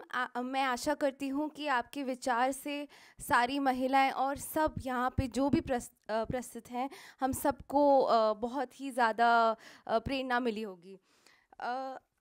अब मैं आप सभी का परिचय मिस चांदनी बेदी से करवाना चाहूँगी। मिस चांदनी नवज्योति इंडिया फाउंडेशन की कोऑर्डिनेटिंग डायरेक्टर हैं। नवज्योति इंडिया फाउंडेशन का लक्ष्य समाज के वंचित वर्गों का विकास की दिशा में ले जाने का है। इस संबंध में नवज्योति फाउंडेशन प्रत्येक बच्चे और नागरिक को शिक्षा पहुंचाने की सुविधा प्रदान करती है और उन्हें रोजगार योग्य बनाने का प्रयास भी करती है। हम मिस चांदनी बेदी से जानना चाहेंगे कि ग्राम स्तर पे योजना के लिए सामुदायिक गतिशीलता को कैसे बढ़ाया जा सकता है।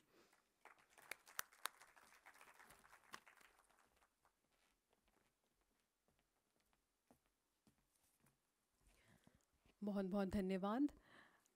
और सबसे पहले धन्यवाद करना चाहती हूँ ओपी जिंदल यूनिवर्सिटी का, नरेश सर आपका, अजय सर का, जिन्होंने यहाँ पर मुझे आमंत्रित किया। यहाँ आकर हमेशा ही अच्छा लगता है, पहले भी ओपी जिंदल आ चुकी हूँ। और मंच पर उपस्थित मोनिका मैम का आपको बहुत बहुत प्रणाम। और आप सभी को जो रविवार के दिन समय निकालकर आप यहाँ सब उपस्थित हुए हैं, चेयरमैन साहब, सभी सरपंच भाई, महिलाएं, स्टूडेंट्स और टीचर्स। अजय सर ने मुझे जब आमंत्रित किया, उन्होंने कहा आपको कम्युनिटी मोबिलाइजेशन के ऊपर बात करनी है। मैं थोड़ा सा बस नवज्योति के बारे में ऐड करना चाहूँगी। बच्चों की शिक्षा तो हम लोग करते ही हैं दिल्ली में, 35 साल पुरानी संस्था है, अजय सर ने भी इंट्रोड्यूस करा हमको। लेकिन हम ग्रामीण क्षेत्र में गुड़गांव के सोना ब्लॉक में काम कर रहे हैं, अभी पलवल भी गए हैं, काफ़ी काम कर रहे हैं, पर्यावरण पे महिलाओं के साथ काम किया है, बिजनेस कैसे आगे बढ़ा सकती हैं महिलाएं और पुरुष भी, उसके ऊपर भी हम लोग काम कर रहे हैं। तो मुझे खुद को 22 साल हो गए हैं गांव में काम करते हुए और शहर में काम करते हुए, दिल्ली में काम करते हुए। अभी मेरा ऑफिस लेकिन गुड़गांव के गांव में ही है, गांव के बीचों बीच, अगर भौंडसी नाम सुना होगा तो नया गांव में हम लोगों का ऑफिस है। तो 22 साल हो गए कम्युनिटी के साथ, समुदाय के साथ काम करते हुए, मोबिलाइजेशन करते हुए। सर ने जब कहा इस पे बात करनी है तो मैं सोच में पड़ गई, क्या बात करूँगी, क्योंकि जब हम कम्युनिटी मोबिलाइजेशन की बात करते हैं तो असल में हम तो बात करते ही नहीं है समुदाय के साथ, हम सुनते हैं उनकी बात को। तो 22 साल से तो हम सुनते ही आ रहे हैं, तो मंच के इस तरफ आकर बोलना थोड़ा सा मुश्किल है। तो मैं चाहूँगी कि आज भी हम बातचीत करें, और सबसे अहम चीज़ जो होती है जब हम कम्युनिटी को साथ लेके चलते हैं, कम्युनिटी मोबिलाइजेशन करते हैं, तो हम सवाल करते हैं समुदाय के साथ, क्योंकि सवालों से ही, एक सवाल से दूसरा सवाल, दूसरे सवाल से तीसरा सवाल, और उसी में जवाब समुदाय से ही आता है, क्योंकि आपको ज़्यादा पता है अपने समुदाय के बारे में, अपने गांव के बारे में, जितना हमें नहीं पता। तो कुछ सवाल ही करूंगी मैं। जैसे अभी मैं आपसे एक कल्पना करने को बोलूंगी। आप एक कल्पना कीजिए कि बस स्टॉप है, ठीक है, सब कल्पना कर रहे हैं, एक बस स्टॉप है, कुछ लोग वहां खड़े हुए हैं, ठीक। अभी एक बस आई वहां पर और लोग उसमें लदे हुए हैं, एक पे एक चढ़े हुए हैं। उनको क्या बोलेंगे? क्या बोलते हैं ऐसे लोग जो लदे हुए हैं बस में? क्या बोलेंगे? बस में क्या है? भीड़, भीड़ है ना, ठूस ठूस के भरे हुए हैं, भीड़, यात्री ठूस ठूस के लेकिन भरे हुए हैं, तो भीड़ ही हो गई ना। अब आप कल्पना कीजिए कि वो बस से एक व्यक्ति गिर जाते हैं, एक दुर्घटना हो जाती है। तो वो जो बस स्टॉप पे कुछ व्यक्ति खड़े हुए हैं, उनमें से कुछ लोग आगे आते हैं और उस व्यक्ति जिसको चोट लग गई है उसको अस्पताल लेकर जाते हैं। अब इन व्यक्तियों को आप क्या बोलेंगे? सोशल वर्कर के, और कुछ? तो ये जो समूह निकल कर आया, जैसे आपने कहा, ये सेवा भाव से जुड़े, है ना। सोशल वर्कर क्या होता है? सोशल क्या है? सेवा, सेवा ही है सोशल वर्क। तो ये एक सेवा भाव से जुड़े, उनके मन में एक आया कि हमें इस व्यक्ति की मदद करनी चाहिए। और क्यों करनी चाहिए? उसको चोट लग गई और मदद करेंगे तो क्या होगा? शायद उसका जीवन बच जाए, यही है ना। तो क्या था मन में उन व्यक्तियों के? क्या था? सेवा भाव था। एक उद्देश्य से कुछ लोग आए, किसी बाहरी व्यक्ति ने तो उनको नहीं बोला इसको लेके जाओ अस्पताल। उनका एक उद्देश्य हुआ, कुछ व्यक्तियों का, उस समूह का, जिनके अंदर सेवा भाव जागा और उस व्यक्ति की मदद की। लेकिन कैसे मदद करी? जाति से परे, विचार विमर्श अलग थे, उससे ऊपर उठकर लिंग को भी भेदभाव हम सोचते हैं। आपको ज़्यादा पता है गांव में क्या होता है, मैं भी हरियाणा के गांव में काम करती हूँ। तो उससे परे हटके उन्होंने सोचा कि हम मदद करेंगे। इम्पॉर्टेंट क्या है इसमें? कोई बाहरी व्यक्ति ने उनको नहीं बोला, उनके अंदर से ये भाव आया। यही तो है कम्युनिटी मोबिलाइजेशन। और क्या है कम्युनिटी मोबिलाइजेशन? कि हमारे अंदर एक भाव आए, एक भाव जगे कि हम सब इकट्ठे होकर एक साथ अपने जो मतभेद हैं उससे परे होकर, जैसे मैडम ने भी बोला, तालमेल बहुत ज़रूरी है, तभी बदलाव आएगा। और एक उद्देश्य के साथ हम लोग काम में जुट जाएं तो हमारी गांव में भी सुधार होगा।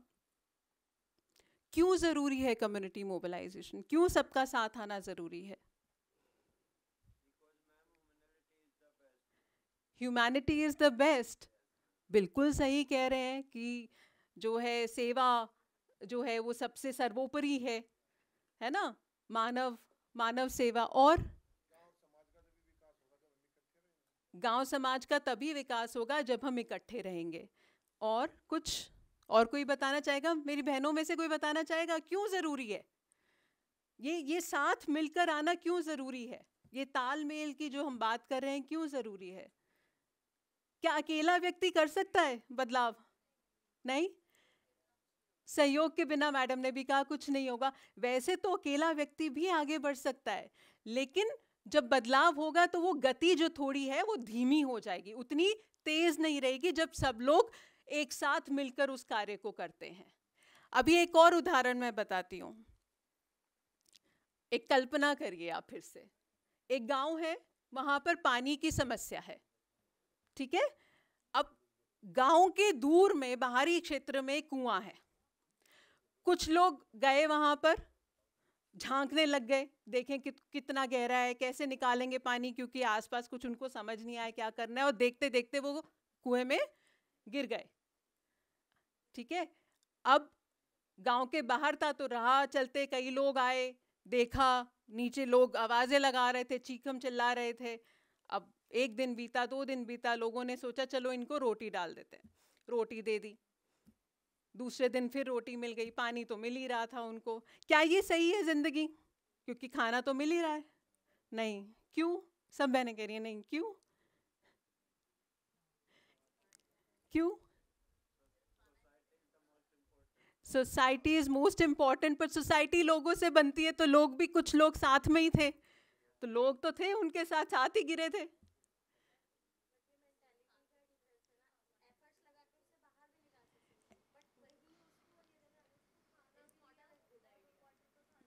वाटर तो था ही उसमें, तो लोगों ने रोटी दी। आप कह रहे हैं अच्छा आइडिया नहीं है, उनको एफर्ट करके बाहर निकालते, है ना। अभी एक और इमेजिन करिए आप, एक और कल्पना करिए कि दोबारा कुआं बाहर है गांव के, कुछ लोग गांव के आए, उन्होंने देखा पानी बहुत नीचे है, लेकिन इन व्यक्तियों ने क्या किया? इन व्यक्तियों ने आसपास देखा क्या संसाधन है, उन्होंने कुछ रस्सी वस्सी बनानी शुरू कर दी, कोई सिल्ली लेकर आया कि अरे गहरा है, थोड़ा पत्थर वत्थर रखते हैं, कुछ लोग बाल्टी लेकर आए, मिलजुल कर उन्होंने एक रस्सी बनाई, बाल्टियाँ लीं और एक दूसरे की मदद करके उन्होंने पानी निकालना शुरू कर दिया। कौन सी सिचुएशन बेहतर है, पहले वाली या ये वाली? ये वाली। और क्यों? इसमें ऐसा क्या अलग हुआ? उसमें सबका भला हुआ, ठीक है। भला क्या हुआ? पानी की समस्या थी तो जरूरत का समाधान निकला, और समाधान किसने निकाला? यूनिटी, सबने एक साथ मिलकर। लेकिन सर ने बहुत अच्छी बात करी सिस्टम की, यहाँ एक सिस्टम बना दिया उन्होंने। उस सिस्टम में क्या कर दिया? जिम्मेदारियां बांट दी, हम ये करेंगे, हम ये करेंगे, हम ये करेंगे, और मिलजुल कर काम करना शुरू कर दिया। तो इसीलिए कम्युनिटी मोबिलाइजेशन में एक सिस्टम भी चाहिए हमको, और वो सिस्टम आपके गांव में बने हुए हैं। क्या सिस्टम है गांव में, बताएंगे? क्या सिस्टम है गांव में जिसमें जिम्मेदारियां बटी हुई हैं? पंचायत का एक सिस्टम है, वार्ड में बटे हुए हैं, वो हर वार्ड की वार्ड मेंबर की भी जिम्मेदारी। और क्या है गांव में? ग्रुप बने हुए हैं, बहुत बढ़िया, स्वयं सहायता समूह बने हुए हैं, वो भी एक सिस्टम है। और क्या सिस्टम है हमारे गांव में? लोग जिम्मेदारी समझते हैं तो आत्मविश्वास भी आता है, हम कुछ कर रहे हैं, आगे बढ़ रहे हैं, है ना। और पानी, जल ही जीवन है, इन पे भी काम चलता है गांव में। बिल्कुल सही कहा आपने, बहुत बढ़िया। और उसके लिए पानी समिति गांव में बनी हुई है, हाँ जी, है ना। हाँ जी। ऐसे ही हमारी जैव विविधता करके एक समिति बनी हुई है जिसको बायोडाइवर्सिटी मैनेजमेंट कमेटी बोलते हैं। तो ये सारे सिस्टम्स हमारे बने हुए हैं, लेकिन सिर्फ क्या प्रॉब्लम है, ये सिस्टम नहीं होता, कागजों पे है, कागजों पे है। क्योंकि जब भी कार्य करना होता है हम किसी बाहरी व्यक्ति पे निर्भर हो जाते हैं कि ठीक है सिस्टम तो कागज़ में बन गया, लेकिन कुछ चाहिए तो हम बाहरी व्यक्ति से रोटी ले लेंगे, पहले वाला कुएं वाला सिस्टम। क्या हमें वो सिस्टम चाहिए या दूसरे वाला सिस्टम चाहिए? दूसरे वाला चाहिए तो जैसे आप सबने खुद ही कहा, जिम्मेदारी देनी पड़ेगी। हाँ, उसमें से कोई एक लीडर होगा, जैसे आपके एसएजी में एक प्रधान होती हैं, फिर सेक्रेटरी होते हैं, खजांची होते हैं, है ना। तो वो सिस्टम हर समिति में हमें बनाना पड़ेगा, तभी ये कम्युनिटी जो है एक साथ मिलकर काम कर सकेगी। और उससे सबसे बड़ी बात, हमारा आत्मसम्मान भी तो बढ़ेगा, क्योंकि हम किसी से रोटी नहीं मांग रहे जो पहले कुएं के लोग मांग रहे थे, क्योंकि हम खुद कर रहे हैं। अभी डीसी साहब ने भी बोला हमको, स्कीमें हैं, सरकारी स्कीमें हैं, लेकिन हमें जागरूकता ही नहीं है उन स्कीमों की। पानी समिति के पास भी बहुत कुछ है, स्वयं सहायता समूह आज इतना अच्छा कार्य कर रहे हैं, आपकी बायोडाइवर्सिटी मैनेजमेंट समिति में पता ही नहीं कि उनको कुछ पैसे मिल सकते हैं। तो ये सारे चीज़ें हैं, सिस्टम्स हैं, बस उसमें हमें उसको सुचारू रूप से हमें चलाना है, बहुत जिम्मेदारी के साथ चलाना है। अब आप कहेंगे जी ये तो ठीक है, सब बहुत अच्छा है, लेकिन गांव में ऐसा होता नहीं है। होता है, बहुत बढ़िया। अगर ऐसा होता है तो बहुत बढ़िया, क्योंकि जी जी जी गांव को पानी दूर से लाना पड़ता था लेडीजों को, जी बहुत दूर से पानी, उसमें आधा समय तो उनका वैसे ही लग जाता था। जी लेकिन जब लोगों ने सोचा, नई जनरेशन आई, उन्होंने गांव से दूर जहाँ मीठा पानी था वहाँ ट्यूबवेल लगाए, वहाँ से पाइपलाइन दबाकर गांव के अंदर गलियों में हर घर में कनेक्शन दिया है। हाँ जी, जब वो काम करते थे, जैसे हमारे साथी गांव नारावाड़े हमारे चेयरमैन साहब हैं, हाँ जी, जैसे एक गांव ने किया उसको देख के दूसरे ने किया, तीसरे ने किया। जैसे मेरा अपना गांव था, हमारे साथ वाले जो मल्ला माजरा वाले नारा वाले प्रधान जी बैठे हैं, इनके गांव में आ गया था, हमारे गांव में भी हमने कमेटी बनाई और उस पानी को दूर से लेने के लिए, गांव से 10 किले दूर से लेने के लिए अपना ट्यूबवेल लगा रहे थे। तो गांव के जो बंदे आते थे वो क्या कहते, देखेंगे पानी कैसे पहुंचाएंगे, यहाँ से वहाँ पहुँचाओगे और वहाँ से उसके छत पे कैसे चढ़ा देंगे, हाँ, बोलते थे। बिल्कुल। लेकिन हम लगे हुए थे 10-15 आदमी, और हमने 2-2, 2,500 हजार रुपये इकट्ठे किए थे और गांव में घर घर पानी दिया। उसमें कनेक्शन जो था वो लेवलिंग कर देते, जिसका ऊंचे पे घर था वहाँ से लेवल ले लिया, सबके घर में कनेक्शन दे दिया और गांव को जल की आपूर्ति। आज 2 प्राइवेट ट्यूबवेल लगा रखे, पूरे गांव को सुबह शाम पौना घंटा पानी देते हैं। बहुत बढ़िया। जो सरकारी स्कीम है, सरकारी में मेरे गांव में 4.5 एकड़ जमीन दी हुई है पानी के लिए, लेकिन सरकारी से कुछ कागजों पर रह जाती, कुछ उनके टूट फूट ऐसे ही पड़ी रहती है। उसको संभाल, पैसा लगा रखा है सरकार ने, लेकिन को संभालते नहीं। सरकारी कर्मचारी हैं, आया अपनी ड्यूटी करके चला गया, वो जिम्मेवारी नहीं समझता। जैसे अगर वो समझता होता, जो पब्लिक ने अपना काम किया उससे भी काम चल जाता था, आधा खर्चा वहाँ में जाता, आधा वहाँ जाता। अब हम जो डेली कनेक्शन दारी हैं, हम 300 रुपये बिल इकट्ठा करते हैं। हमने 2 ट्यूबवेल ऑपरेटर लगा रखे हैं उस पर, जिनको 14-14 हजार रुपये हम तनख्वाह देते हैं। 2 तो रोजगार हो गए जी, और लोगों को पानी मिल गया, कम्युनिटी में अपना सब सुविधा पानी की। बिल्कुल, बहुत बढ़िया। तो इनके लिए तालियां बनती हैं। और इसमें से हमें एक सीख भी मिलती है। वो क्या कि उन्होंने समस्या देखी और समाधान खुद निकाला, एक व्यवस्था बनाकर निकाला, आपस में विचार विमर्श करके निकाला। और अगर कुछ व्यक्ति, देखो समाज में हर तरीके के व्यक्ति होते हैं, तो अगर कुछ व्यक्तियों की सोच अलग है, अगर मैं ये ग्लास आपको दिखाऊं पानी का जो मेरे वहाँ रखा है टेबल पे, क्या कहेंगे आप? आधा भरा है, क्या है ये?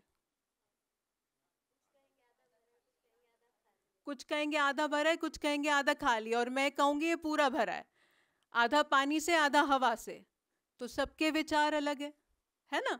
तो कई बार क्या होता है, सबके विचारों को सुनकर, समझकर, उनकी क्या ज़रूरतें हैं, और कोई बीच का रास्ता निकालना पड़ता है। और जब वो चीज़ सक्सेसफुल होती है, उसके परिणाम दिखते हैं, जैसे आपके यहाँ दिखे, तो मुझे पूरा विश्वास है जो लोग पहले बोलते होंगे कि पानी कैसे चढ़ाएं टंकियों में, उनके भी विचार बदल गए होंगे। तो यही कम्युनिटी मोबिलाइजेशन है। और ये वही मैं कह रही हूँ, आपको आता है, आप सबको आता है, सिर्फ हमें करना क्या है, हमें सबको साथ लेके चलना है। सबके विचार विमर्श हमको जानकर समझकर उनको लेके चलना है। कई बार हम क्या करते हैं, जब हम ये मोबिलाइजेशन करते हैं, हम केवल चुनिंदा लोगों के पास जाते हैं, महिलाओं के पास नहीं पहुंच पाते, है ना? और या हम हर वर्ग के लोगों के पास नहीं पहुंच पाते, बुजुर्गों के पास पहुंचेंगे तो युवा को छोड़ देंगे, ऐसा कई बार होता है। तो बस मेरी गुजारिश ये है कि सबको साथ लेके चलिए। और जैसे मैडम ने बोला ना, थ्योरी और प्रैक्टिकल में बहुत फ़र्क है, मैं बिल्कुल सहमत हूँ, क्योंकि मुझे खुद 22 साल हो गए हैं गांव में काम करते हुए।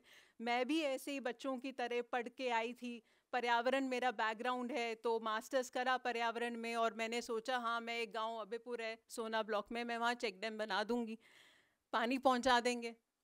थ्योरी व्योरी सब अच्छा था। जब वहाँ देखा, हमारे पास 2 हैंडपम्प का पैसा था, तो देखा वहाँ तो लड़ाइयाँ हो गई। एक समुदाय कहता है हमारे यहाँ लगेगा, एक कहता है वहाँ लगे। अब ये तो कहीं किताब में नहीं पढ़ा था, ये तो कहीं किताब में नहीं पढ़ा था, अब क्या करें? फिर बैठ के समझ आई कि थ्योरी और प्रैक्टिकल में वाकई ही फ़र्क है। तब जाके काम करते करते सीखा कि हाँ बदलाव आएगा, समय लगता है, लेकिन आता है।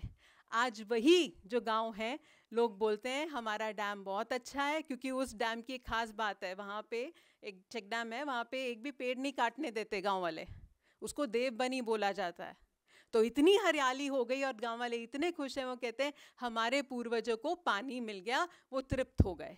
तो गांव वाले ने एक ये भी बना दिया उसमें नियम कि इस देवबनी से कोई लकड़ी नहीं तोड़ेगा, सिर्फ अगर टूटेगी तो शमशान भूमि के लिए, दाह संस्कार के लिए होगा, नहीं और ये मान्यता है कि वहाँ विनाश हो जाएगा।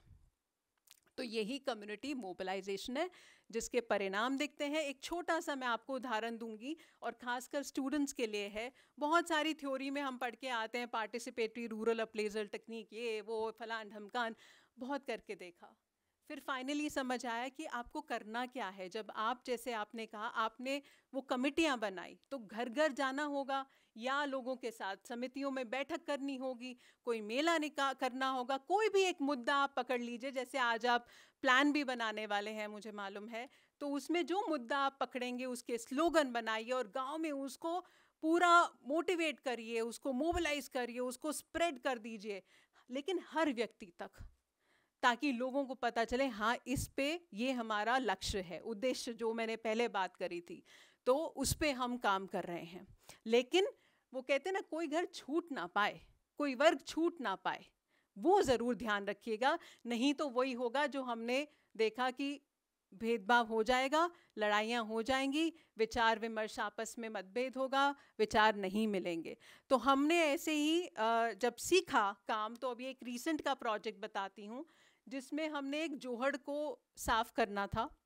गांव गढ़ी बाजितपुर है सोना ब्लॉक में ही, उसके आसपास एक बंजर भूमि थी 30,000 स्क्वायर किलोमीटर की, 30,000 फीट की।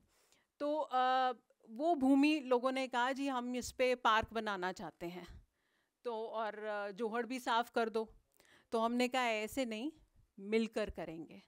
तो हमने क्या किया, हमने सबकी सुनी। हम महिलाओं के पास अलग गए, युवा के पास अलग गए, बुज़ुर्गों के पास अलग गए, बच्चों से अलग पूछा, सबके अपने विचार थे। एक बार हम स्लाइड लगा सकते हैं क्या? तो महिलाओं के साथ जब हमने मीटिंग करी, और इसमें बुज़ुर्ग महिलाएं भी थीं, बहुएं भी थीं, हर जाति की महिलाएं थीं, उन्होंने अपने अपने विचार रखे। फिर हमने एक मॉडल तैयार किया कि ऐसा ही आपको चाहिए जोहड़ और पार्क। तो फिर उन्होंने बताया कि उन्होंने अपना विचार रखे, तो उन्होंने कहा जी हमें तो सत्संग भवन चाहिए, तो आप तो पार्क में सत्संग भवन बना दो। हमने सुन लिया। अब इतने बजट होता है, आपको तो मालूम है, हमारे सभी सरपंच भाइयों को, बहनों को, सबको मालूम है, एक बजट होता है, उसमें काम करना पड़ता है। तो सबकी तो सारी जो आती हैं नीड्स, उनकी ज़रूरतें सब पूरी नहीं हो पाती, लेकिन सुना सबकी। तो मोबिलाइजेशन में आप सुनिए सबकी, उनके क्या विचार हैं। तो महिलाओं ने कहा हमें ऐसे चाहिए, एक मॉडल देखिएगा आप, उन्होंने कहा हमें तो यहाँ बीच में सत्संग भवन चाहिए, ताकि हम सब मिलके यहाँ पर इकट्ठे हो सकें। अब हमने कहा ठीक है, फिर हम युवा के पास गए। नेक्स्ट स्लाइड करेंगे। युवा ने कहा हमें तो जिम चाहिए, है ना। तो वो अपना प्लानिंग, ये पूरा जगह थी जहाँ हम प्लानिंग कर रहे थे, उन्होंने कहा जी हमें तो यहाँ से रास्ता दे दो, हमें यहाँ जिम चाहिए। हमने कहा ठीक है। बच्चों ने कहा हमें खेलने के लिए पार्क चाहिए। बुजुर्ग व्यक्तियों ने कहा हमें तो चाहिए कि बेंचेस होने चाहिए, ताकि हम अपने पोते पोतियों को देखें कि जोहड़ में कोई ना गिर जाए, सेफ हो उनके लिए। तो ऐसा ये मॉडल इन लोगों ने तैयार किया। फिर हम दोबारा गए महिलाओं के पास कि युवा ये बोल रहे हैं। अब महिलाओं ने फिर अपना विचार विमर्श रखा, महिलाओं ने कहा कि देखो जी, अगर आप यहाँ जिम कर दोगे और यूथ की एंट्री यहाँ से कर दोगे तो हम तो यूज़ कर नहीं पाएंगे। आप यूथ को पीछे कर दीजिए, उनका कोर्ट जिम जो उनको चाहिए पीछे की तरफ कर दीजिए, और उसी पार्क में 2 रास्ते बन सकते हैं, आप पीछे से वो निकाल दीजिए, तो हमें यहाँ से एंट्री मिल जाएगी, उनको वहाँ से मिल जाएगी। फिर हमने कहा हमारे पास इतना पैसा नहीं है कि पूरा कमरों का भवन बना दें। तो उन्होंने कहा कुछ छोटी जगह बना दो फिर हमारे लिए। तो ऐसे जो मैडम ने कहा ना कि एक मिनट में कोई समाधान नहीं निकलता, और ये सारे समाधान किसने बताए? प्रॉब्लम भी समुदाय की, समाधान भी उनका। और ये जो आप देख रहे हैं, ये पूरा पार्क और जोहड़ की डिज़ाइनिंग ये समुदाय के लोगों ने करी। हम तो सिर्फ सवाल पूछ रहे थे, जो मैं आपसे अभी पूछे जा रही थी सवाल, कि क्या कैसे करें, कैसे होगा, क्या होगा, कितना लगेगा। तो ये पूरा आप देख रहे हैं, जोहड़ भी साफ़ हो गया उनका, उसके पीछे ये पार्क बन गया हमारा, और वो जो आप छतरी सी देख रहे हैं वहाँ महिलाओं के बैठने की जगह बन गई, जहाँ वो इकट्ठी होती हैं, अपने स्वयं सहायता समूह की महिलाएं भी इकट्ठी होती हैं, सत्संग भी करती हैं, बच्चों के लिए खेलने की जगह भी हो गई। पीछे युवा ने अपना खुद ही बास्केटबॉल का कर दिया, क्योंकि हमने कहा जी देखो भाई लोग, जिम का भी पैसा नहीं है, अगले फेज़ में ट्राई करेंगे, अभी बताओ कैसे जगह बनाएं। उनका कोई नहीं, हम श्रमदान करेंगे, पीछे जगह बनाएंगे और अपना हम बास्केटबॉल का यहाँ पे नेट लगा के रख देंगे। ये पूरा समुदाय ने डिज़ाइन किया, उन्होंने इसको अपना इम्प्लीमेंट किया, और आज यही लोग उसमें श्रमदान करके अपना इसको मेंटेन कर रहे हैं। तो यही है कम्युनिटी मोबिलाइजेशन, और यही है भागीदारी। और जैसे मैंने कहा, सवाल करूँगी मैं, क्योंकि एक तरफा आदत नहीं है 22 साल से बोलने की, तो अंत में सिर्फ एक सवाल के साथ एक सोच छोड़ के जा रही हूँ, ज़रूरी नहीं उसका उत्तर आप दीजिए, कि आप कैसा समाज और कैसी दुनिया आप बनाना चाहते हो अपने लिए, अपनी इस पीढ़ी के लिए और आने वाली पीढ़ी के लिए। ये आप सोचिए और इसका जवाब आप ढूंढिए। बहुत बहुत धन्यवाद आप सभी का, आपने समय दिया। Thank you so much.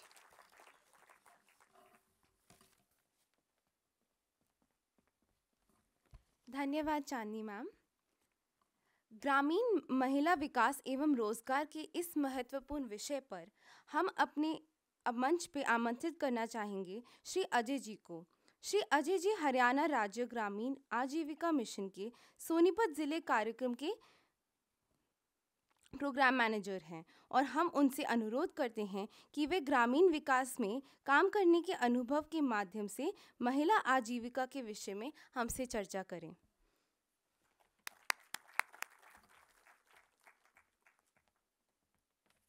Thank you. सभी को नमस्कार।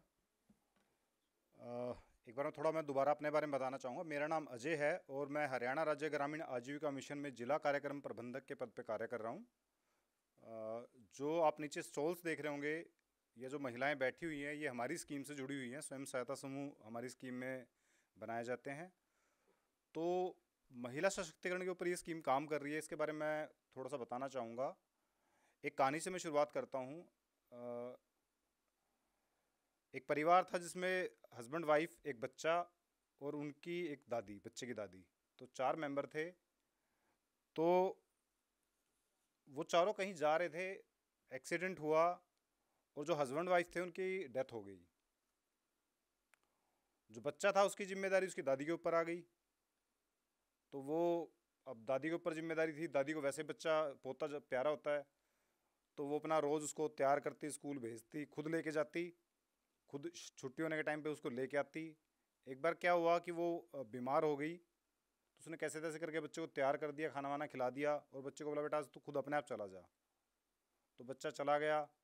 अब जैसे ही स्कूल का टाइम हुआ, वापसी का, छुट्टी का, तो होता है कि बड़ों को थोड़ी पहले ही चिंता हो जाती है कि बच्चा आने वाला है, बच्चा आने वाला है। अब वो जो भी 1-2 बजे का टाइम था स्कूल का, उस बुढ़िया को जो है, कभी वो बेचारी दरवाजे की तरफ देखे, कभी घड़ी की तरफ देखे। अब 1 बजे का स्कूल का टाइम था, तो उसको ये था कि भाई 10 मिनट का रास्ता है, बच्चा 1-1:15 बजे तक घर पे आ जाएगा। तो 1:15 हो गया, 1:30 बज गया, बच्चा घर पे नहीं आया। तो उसको चिंता होगी, वैसे तो बीमार थी, पर इतनी चिंता में उसको क्या हुआ कि उससे रहा नहीं गया, वो घर से निकल गई। पास में स्कूल था, तो जैसे ही वो स्कूल के पास पहुंची, उसने देखा काफ़ी सारी भीड़ लगी हुई है। वो उसके दिमाग में वैसे ही नेगेटिव चल रहा था, यार कुछ हो ना गया हो क्योंकि काफ़ी लेट हो गया बच्चा। तो उसने जाके जैसे वो भीड़ को हटा के ऐसे देखा, तो एक एक्सीडेंट हुआ पड़ा था, बच्चा गाड़ी के नीचे था। तो वो जो है, अब उसका तो बच्चा था, तो उससे रहा नहीं गया, उसने एकदम से वो गाड़ी को साइड में किया और बच्चे को निकाला। फिर और लोग भी हेल्प के लिए आ गए, तो बच्चे का अस्पताल में ट्रीटमेंट हुआ, बच्चा ठीक हो गया। तो जैसे उसको बताया गया कि बच्चा ठीक है, तो वो काफ़ी रोई भी और काफ़ी खुश भी हुई। तो आप सबसे मेरा ये सवाल है कि वो खुश क्यों हुई और वो रोई क्यों?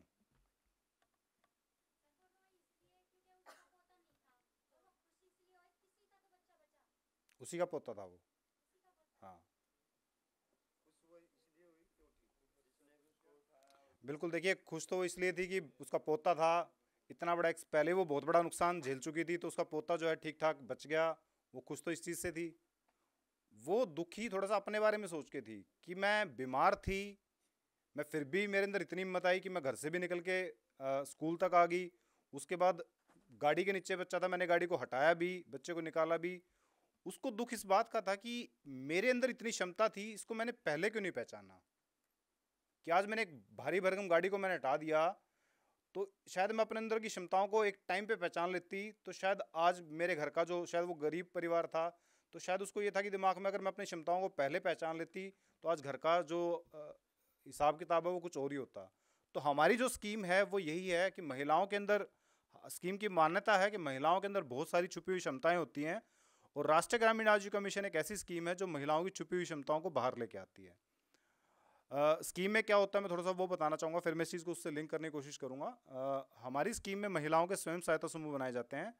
इसमें होता क्या है कि एक गांव में, एक मोहल्ले में 10 से 15 महिलाएं मिलकर अपना समूह बना सकती हैं। उसमें उनको करना क्या है, अपना वो फिक्स कर लें कि भैया हम इतने रुपए की बचत करेंगे इसमें, क्योंकि देखिए उनका उद्देश्य क्या है, अपने आप को रोजगार से जोड़ना, ठीक है, अपनी आर्थिक समस्या को दूर करना। तो आर्थिक समस्या अगर दूर करनी है तो पैसों की जरूरत पड़ेगी। वो पैसा सबसे पहले वो कहाँ से शुरुआत करते हैं, अपने आप से, कि भैया सबसे पहले हम पैसा जोड़ेंगे। आप लोगों ने गाँव में, शहरों में सुना होगा आदमी कमेटी डालते हैं, तो वो एक प्राइवेट चीज़ है कि लोग अपना वो करते हैं। ऐसी एक स्कीम है जिसको हम स्वयं सहायता समूह बोलते हैं। तो उसमें महिलाएं जो हैं अपना 30 रुपये या 50 रुपये सप्ताह का एक महिला उसमें जोड़ती है, बचत करती है उसमें। तो अगर मान लीजिए उन्होंने 50 रुपये सप्ताह के रखे हैं एक महिला ने, और 10 का ग्रुप है, तो एक सप्ताह में जो वो मीटिंग करेंगे तो 50 गुना में 10 500 रुपये जमा होंगे।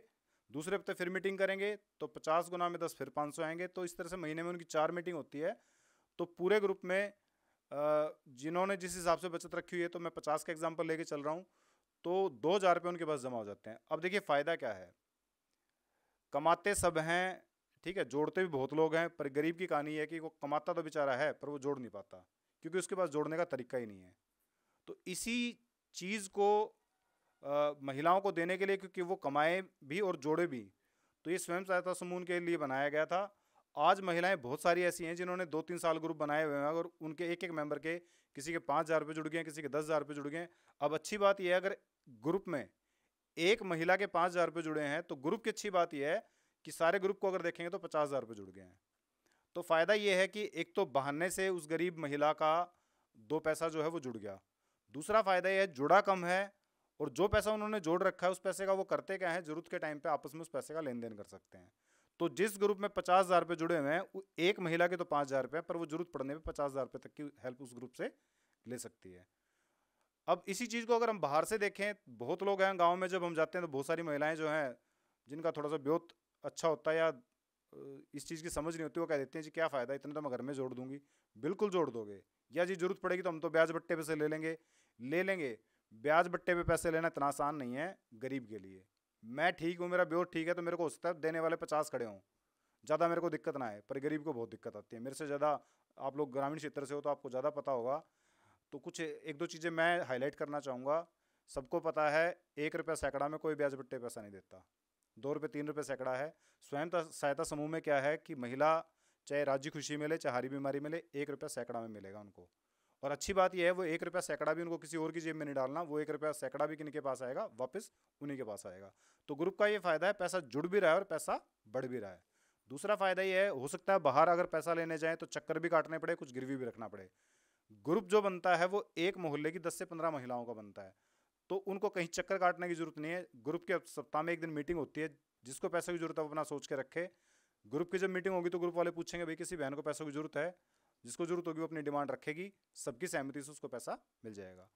इस बात का भी शायद सबको पता होगा, बाहर वाला जब पैसा देता है तो एक बात कहता है कि इकट्ठे दिए इकट्ठे लूँगा, मैं किस्त नहीं बनाऊंगा, मेरी पूंजी खराब हो जाएगी। स्वयं सहायता समूह में फ़ायदा क्या है, देते टाइम ये पूछा जाता है बहन कितनी किस्तों में दोगे। अधिकतम जो है महिला 10 किस्तों में पैसा वापस कर सकती है, और हर किस्त में फ़ायदा क्या है वापसी करने में कि मूल भी घटता चला जाएगा और ब्याज भी। एक और चीज़ है जो मुझे लगता है ऐसा है समाज में, बाहर से पैसा लेने का मतलब ये है अगले को इज्जत का ग्राहक बनाना। आप ग्रामीण क्षेत्र से हैं तो आप मेरी बात को अच्छी तरह समझ पा रहे होंगे। बहुत सारे गांव में परिवार ऐसे हैं जहां महिलाएं हैं, आदमी नहीं है, तो वहां घर का सारा हिसाब किताब जो है महिलाओं को देखना पड़ता है। अगर घर में 10-20 हज़ार रुपये की जरूरत पड़ गई तो ब्याज पे पैसा किसको मांगना जाना पड़ेगा? महिला को जाना पड़ेगा। हो सकता है पैसे देने वाला कौन हो? आदमी हो, तो उसकी नज़र नीयत का पता है।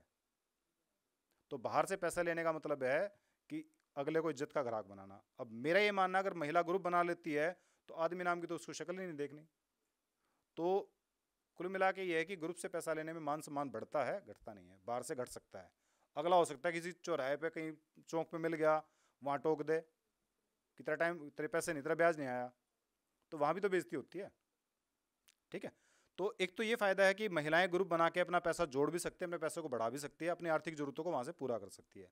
अब अगर महिला ग्रुप बनाती है तो सरकार की तरफ से फ़ायदा क्या है? अगर वो ग्रुप बना के उसको कायदे कानून से चलाते हैं, कायदा कानून यही है कि सप्ताह में 1 दिन मीटिंग करनी है तो वो करनी पड़ेगी। ठीक है, मीटिंग के साथ साथ बचत करनी पड़ेगी। जो पैसा वो जोड़ेंगे उसको जोड़ के नहीं रखना, उसको आपस में लेन देन करते रहो ताकि उनकी ज़रूरतें पूरी उसके होती रहें, 2 पैसे वो ब्याज के भी कमाते रहें। चौथा ये है कि जो पैसा लेगा वो टाइम पे वापस करेगा। और पांचवा ये है कि जो भी वो एक्टिविटी करेंगी, कि मीटिंग करी है, पैसा जोड़ा है, पैसा लिया है, दिया है, सब चीज़ को लिखित में करेंगी। तो अगर ये काम वो कायदे कानून से तरीके से कर लेते हैं तो 3 महीने के बाद डिपार्टमेंट की तरफ से उनको 20,000 रुपये रिवॉल्विंग फंड के रूप में दिए जाते हैं कि भैया एक प्रोत्साहन राशि कह लो, उस ग्रुप को दी जाती है। उसके बाद 6 महीने के बाद ये ग्रुप का जो है हम एक ज्वाइंट अकाउंट खुलवाते हैं, आसपास का जो भी उनका बैंक लगता है वहाँ। तो 6 महीने के बाद उस बैंक से पहला लोन कराते हैं। ये शुरू में जब हमने स्कीम स्टार्ट की थी सोनीपत में, उस टाइम पे 50,000 रुपये था। आज पहला लोन ग्रुप को 1.5 लाख रुपए का होता है 6 महीने के बाद। तो मेरा ये है कि अगर सब कुछ ठीक रहता है तो 1 साल के अंदर ग्रुप के पास लगभग 2.5 लाख रुपए हो जाते हैं। 1.5 लाख का अगर लोन का फार्म 6 महीने बाद बैंक में जमा कराया तो 1-2 महीने के बाद हो जाता है वो। तो 1.5 लाख का लोन हो गया, 20,000 रुपये हमारी तरफ से मिलेंगे, 170। और 1 साल के अगर पूरे ग्रुप के वो जोड़ के देखें जो बचत वो करते हैं और ब्याज, तो लगभग 20-25,000 रुपये वो बनते हैं। तो 2 लाख के आसपास तो ये हो गया। इसके अलावा जिस गांव में 7 या 7 से ज़्यादा ग्रुप बन जाते हैं वहाँ हम ग्राम संगठन भी बनाते हैं। ग्रुप तो कैसे बनते हैं? मोहल्ले हैं गांव में, एक मोहल्ले का ग्रुप यहाँ बन गया, एक का यहाँ बन गया, एक का वहाँ बन गया। और ग्राम संगठन क्या होता है? उन छोटे छोटे ग्रुपों के ऊपर बड़ा ग्रुप। तो अगर वो ग्राम संगठन 7 ग्रुप पे बना है, कम से कम 7 ग्रुप की जरूरत उसके लिए होती है। अगर 7 ग्रुप पे बनेगा तो 3.5 लाख रुपए उसको हम देंगे। अगर 10 ग्रुप पे बनेगा तो 5 लाख रुपए। तो मान लीजिए गांव में 7 ग्रुप थे, ग्राम संगठन बन गया, 50,000 रुपये ग्रुप वहाँ से भी ले ले। तो कहने का मतलब ये है कि 1 साल के अंदर अगर सब कुछ ठीक रहता है तो ग्रुप के पास 2.5 लाख रुपए हो जाते हैं। अब आप खुद सोचिए, जो एक गरीब परिवार था जिसकी आर्थिक स्थिति कमज़ोर थी, वो ग्रुप में जुड़ गई महिला, तो उसके ग्रुप के पास 2.5 लाख रुपए है। आज उसको अगर बच्चों को पढ़ाने के लिए फ़ीस चाहिए तो वहाँ से वो ले सकती है। उसको घर में बेटे की शादी करनी है, उसके लिए उसको पैसा चाहिए, तो वो खर्चा वो वहाँ से पूरा कर सकती है अपना। तो कहने का मतलब ये है, अगर महिला स्वयं सहायता समूह से जुड़ती है तो वो आर्थिक रूप से काफ़ी मजबूत हो जाती है। अभी मैं एक दूसरी स्कीम बताता हूँ आपको, जो हमारी स्कीम का पार्ट है। मोनिका मैम ने उसके बारे में बताया था। हमारा एक मुरथल रेवली के अंदर एक स्वरोजगार को लेके एक ट्रेनिंग सेंटर चलता है कि बहुत सारी महिलाएं पुरुष ऐसे हैं जो बहुत ज़्यादा पढ़े नहीं लिखे नहीं हैं और घर से दूर नहीं जा सकते। कहने का मतलब नौकरी नहीं कर सकते क्योंकि उनके ऊपर घर की भी जिम्मेदारी है और वो कुछ ऐसा काम करना चाहते हैं कि अपना घर भी संभाल ले और अपना कोई रोज़गार भी कर ले। तो स्वरोजगार के लिए हमारा एक ट्रेनिंग सेंटर है जहाँ 13 दिन से लेकर 30 दिन तक की अलग अलग तरह की ट्रेनिंग होती है। ट्रेनिंग बिल्कुल फ्री है। तो कोई भी महिला या पुरुष अगर ट्रेनिंग करना चाहे, सबके लिए ट्रेनिंग अलग अलग है, महिलाओं के लिए अलग है और पुरुषों के लिए अलग है। कुछ कोर्स ऐसे हैं जो दोनों कर सकते हैं, जैसे सरफ फिनाइल का कोर्स है, वो दोनों कर सकते हैं। सिलाई कढ़ाई है, वो सिर्फ लेडीज़ों के लिए करवाई जाती है। ब्यूटी पार्लर है, लेडीज़ों के लिए है। ज्वेलरी बनाना लेडीज़ों के लिए है। सॉफ्ट टॉयज़ बनाना, उसको लेडीज जेंट्स दोनों कर सकते हैं। तो इसमें काफ़ी सारे कोर्स हैं जो कर सकते हैं। 18 साल से लेकर 45 साल तक इसमें उम्र की कंडीशन है। कोर्स फ्री है, तो वहाँ से कोर्स कर सकते हैं। अब देखिए, अगर किसी महिला ने कोर्स किया है, उसको अपना रोज़गार शुरू करना है, ट्रेनिंग उसको RCT से मिल गई, पैसा उसको चाहिए, पैसा ग्रुप से ले ले, और तीसरा उसको क्या चाहिए? मार्केटिंग चाहिए ना उसको। तो मार्केटिंग सपोर्ट में भी हम लोग उनकी हेल्प करते हैं। एक तो ये है कि सोनीपत में इस टाइम लगभग 2400 स्वयं सहायता समूह बने हुए हैं सोनीपत के अंदर सिर्फ। तो एक ग्रुप में अगर हम कम से कम लेके चले तो 10 मेंबर कम से कम रहते हैं। अगर 10 से कम मेंबर है तो उसको हम स्वयं सहायता समूह नहीं मानते। तो 2400 गुना में अगर 10 करें तो 24,000 परिवार हमारे साथ जुड़े हुए हैं। अगर कोई भी एक महिला कोई प्रोडक्ट बनाती है, जैसे आप नीचे स्टॉल देख रहे होंगे, अचार बना रहे हैं और काफ़ी सारे सामान ऐसे जो घरों में काफ़ी इस्तेमाल होते हैं, तो हम इनको बताते हैं कि भैया आप शुरुआत कीजिए अपने गांव से, कि आपके गांव में 50-60 जो भी परिवार जुड़े हुए हैं उनमें बेचिए। तो वहाँ से वो शुरू करते हैं, फिर आसपास के गांव, इस तरह से वो अपना बेचते हैं। इसके अलावा मार्केट सपोर्ट में हम उनको क्या हेल्प देते हैं, देश भर में सरस मेले लगते हैं। उदाहरण के तौर पे आप लोगों ने देखा सुना होगा, दिल्ली के अंदर ट्रेड फेयर का मेला लगता है, सूरजकुंड का मेला, कुरुक्षेत्र के अंदर गीता जयंती का मेला। तो वहाँ अगर थोड़ा सा ध्यान करें तो स्टॉल लगी होती हैं, और वो स्टॉल जो हैं स्वयं सहायता समूह की महिलाओं की होती हैं। तो इसी तरह देश भर में लगभग 50-60 मेले इस तरह के लगते हैं। तो अगर कोई स्वयं सहायता समूह की महिला वहाँ स्टॉल लगाने के लिए जाना चाहे तो उसका नाम अगर हमारे पास आता है तो उसको हम वहाँ भेजने की कोशिश करते हैं। हमारे यहाँ जो है काफ़ी सारी समूह की बहनें ऐसी बैठी हैं जिन्होंने स्टॉल लगाई भी हैं। एक हमारे बीच में अनोखी बैठी हुई हैं, इन्होंने दिल्ली ट्रेड फेयर में स्टॉल लगाई थी। किस साल लगाई थी आपने? 18 में? मैं ही बता दूं या आप बताओगे? इन्होंने वहाँ से आने के बाद मेरे को बताया था कि सर, मैंने पूछा था कि कितने की आपकी सेल हुई है, तो इन्होंने कहा था सर 1.25 लाख रुपए की मेरी सेल हुई है। तो ये भी थोड़ी हमारी जिज्ञासा रहती है कि कितना उसमें फ़ायदा हुआ। कह रही सर आधे सूद की मेरी इसमें फ़ायदा हुआ है। तो सिर्फ अनोखी नहीं है, यहाँ रेखा बैठी हैं, ललिता बैठी हैं, काफ़ी लोगों ने काफ़ी मेलों में स्टॉल लगाई है, और वहाँ से इन्होंने एक कॉन्फिडेंस भी कमाया है। पैसा तो कमाया है, आत्मविश्वास ये कमाया कि इनको ये लगता था कि हम तो कुछ बना ही नहीं सकते, आज वो बना भी रहे हैं और बेच भी रहे हैं। एक हमारे यहाँ मुकेश है, शायद आज नहीं आई हैं, उनको कनाडा से ऑर्डर मिला था। मतलब कोई मेले में वो गई हुई थी, वहाँ कोई बाहर का कोई आदमी आया था, तो उन्होंने वहाँ से सामान लिया, उसके बाद भी उनको ऑर्डर दोबारा से मिला था। तो इस तरह का एक मंच इनको मिलता है। इसके अलावा एक स्कीम और है, काफ़ी सारे गांव में बच्चे ऐसे होते हैं जिन्होंने 10वीं 12वीं कर रखी है, तो वो चाहते हैं कि हम नौकरी करें, वो अपना स्वरोजगार नहीं करना चाहते। उनको ये लगता है हम पढ़े लिखे हैं, हम तो नौकरी करेंगे। तो उनको नौकरी दिलवाने के लिए भी हमारे पास एक स्कीम है। स्कीम का नाम है DDU-GKY, दीनदयाल उपाध्याय ग्रामीण कौशल योजना। तो उस स्कीम में हम क्या करते हैं, हमारे ट्रेनिंग सेंटर बने हुए हैं। सोनीपत के लिए 7 ट्रेनिंग सेंटर हमारे अलग अलग ज़िलों में भी हैं, सोनीपत के अंदर भी 2 हैं। एक फरीदाबाद में है, बहादुरगढ़ में है, रोहतक में है, सोनीपत में 2 हैं, पानीपत में है। तो वहाँ क्या है कि बच्चा जो कोर्स करना चाहता है वो वहाँ जाके कोर्स कर सकता है। अब ये है कि बच्चे के दिमाग में ये आ जाए, पेरेंट्स के दिमाग में आ जाए कि बच्चा डेली फरीदाबाद कैसे जाएगा, रोहतक कैसे जाएगा। हॉस्टल बना हुआ है, रहना खाना कॉपी किताब सब कुछ फ्री है। बच्चे को सिर्फ अपना समय देना है, जितने दिन का वो कोर्स है। और अच्छी बात यह है, कोर्स करवाने के बाद बच्चे की नौकरी लगवाई जाती है। सरकारी नौकरी नहीं होगी, प्राइवेट नौकरी होगी। पर मेरा ये मानना है जो बच्चा गांव में खाली घूम रहा है, उसको अगर इस तरह का मंच भी मिल जाए, इस तरह का प्लेटफॉर्म मिल जाए कि उसको फ्री में ट्रेनिंग करने को मिल जाए, ठीक है, फिर कोई नौकरी लगवा के दे दे, और अच्छी कंपनी में, हो सकता है शुरुआती सैलरी 10-12 हज़ार रुपये हो, पर इन्वायरमेंट ऐसा रहेगा, कंपनी ऐसी रहेंगी जहाँ वो मेहनत करेगा तो एक टाइम के साथ साथ उसकी सैलरी भी बढ़ेगी और पोस्ट भी बढ़ेगी। तो ऐसे कई सारे एग्जाम्पल हैं। सामने अगर हम GT रोड पे जाते हैं तो मुरथल और बहालगढ़ के बीच में बर्गर किंग करके एक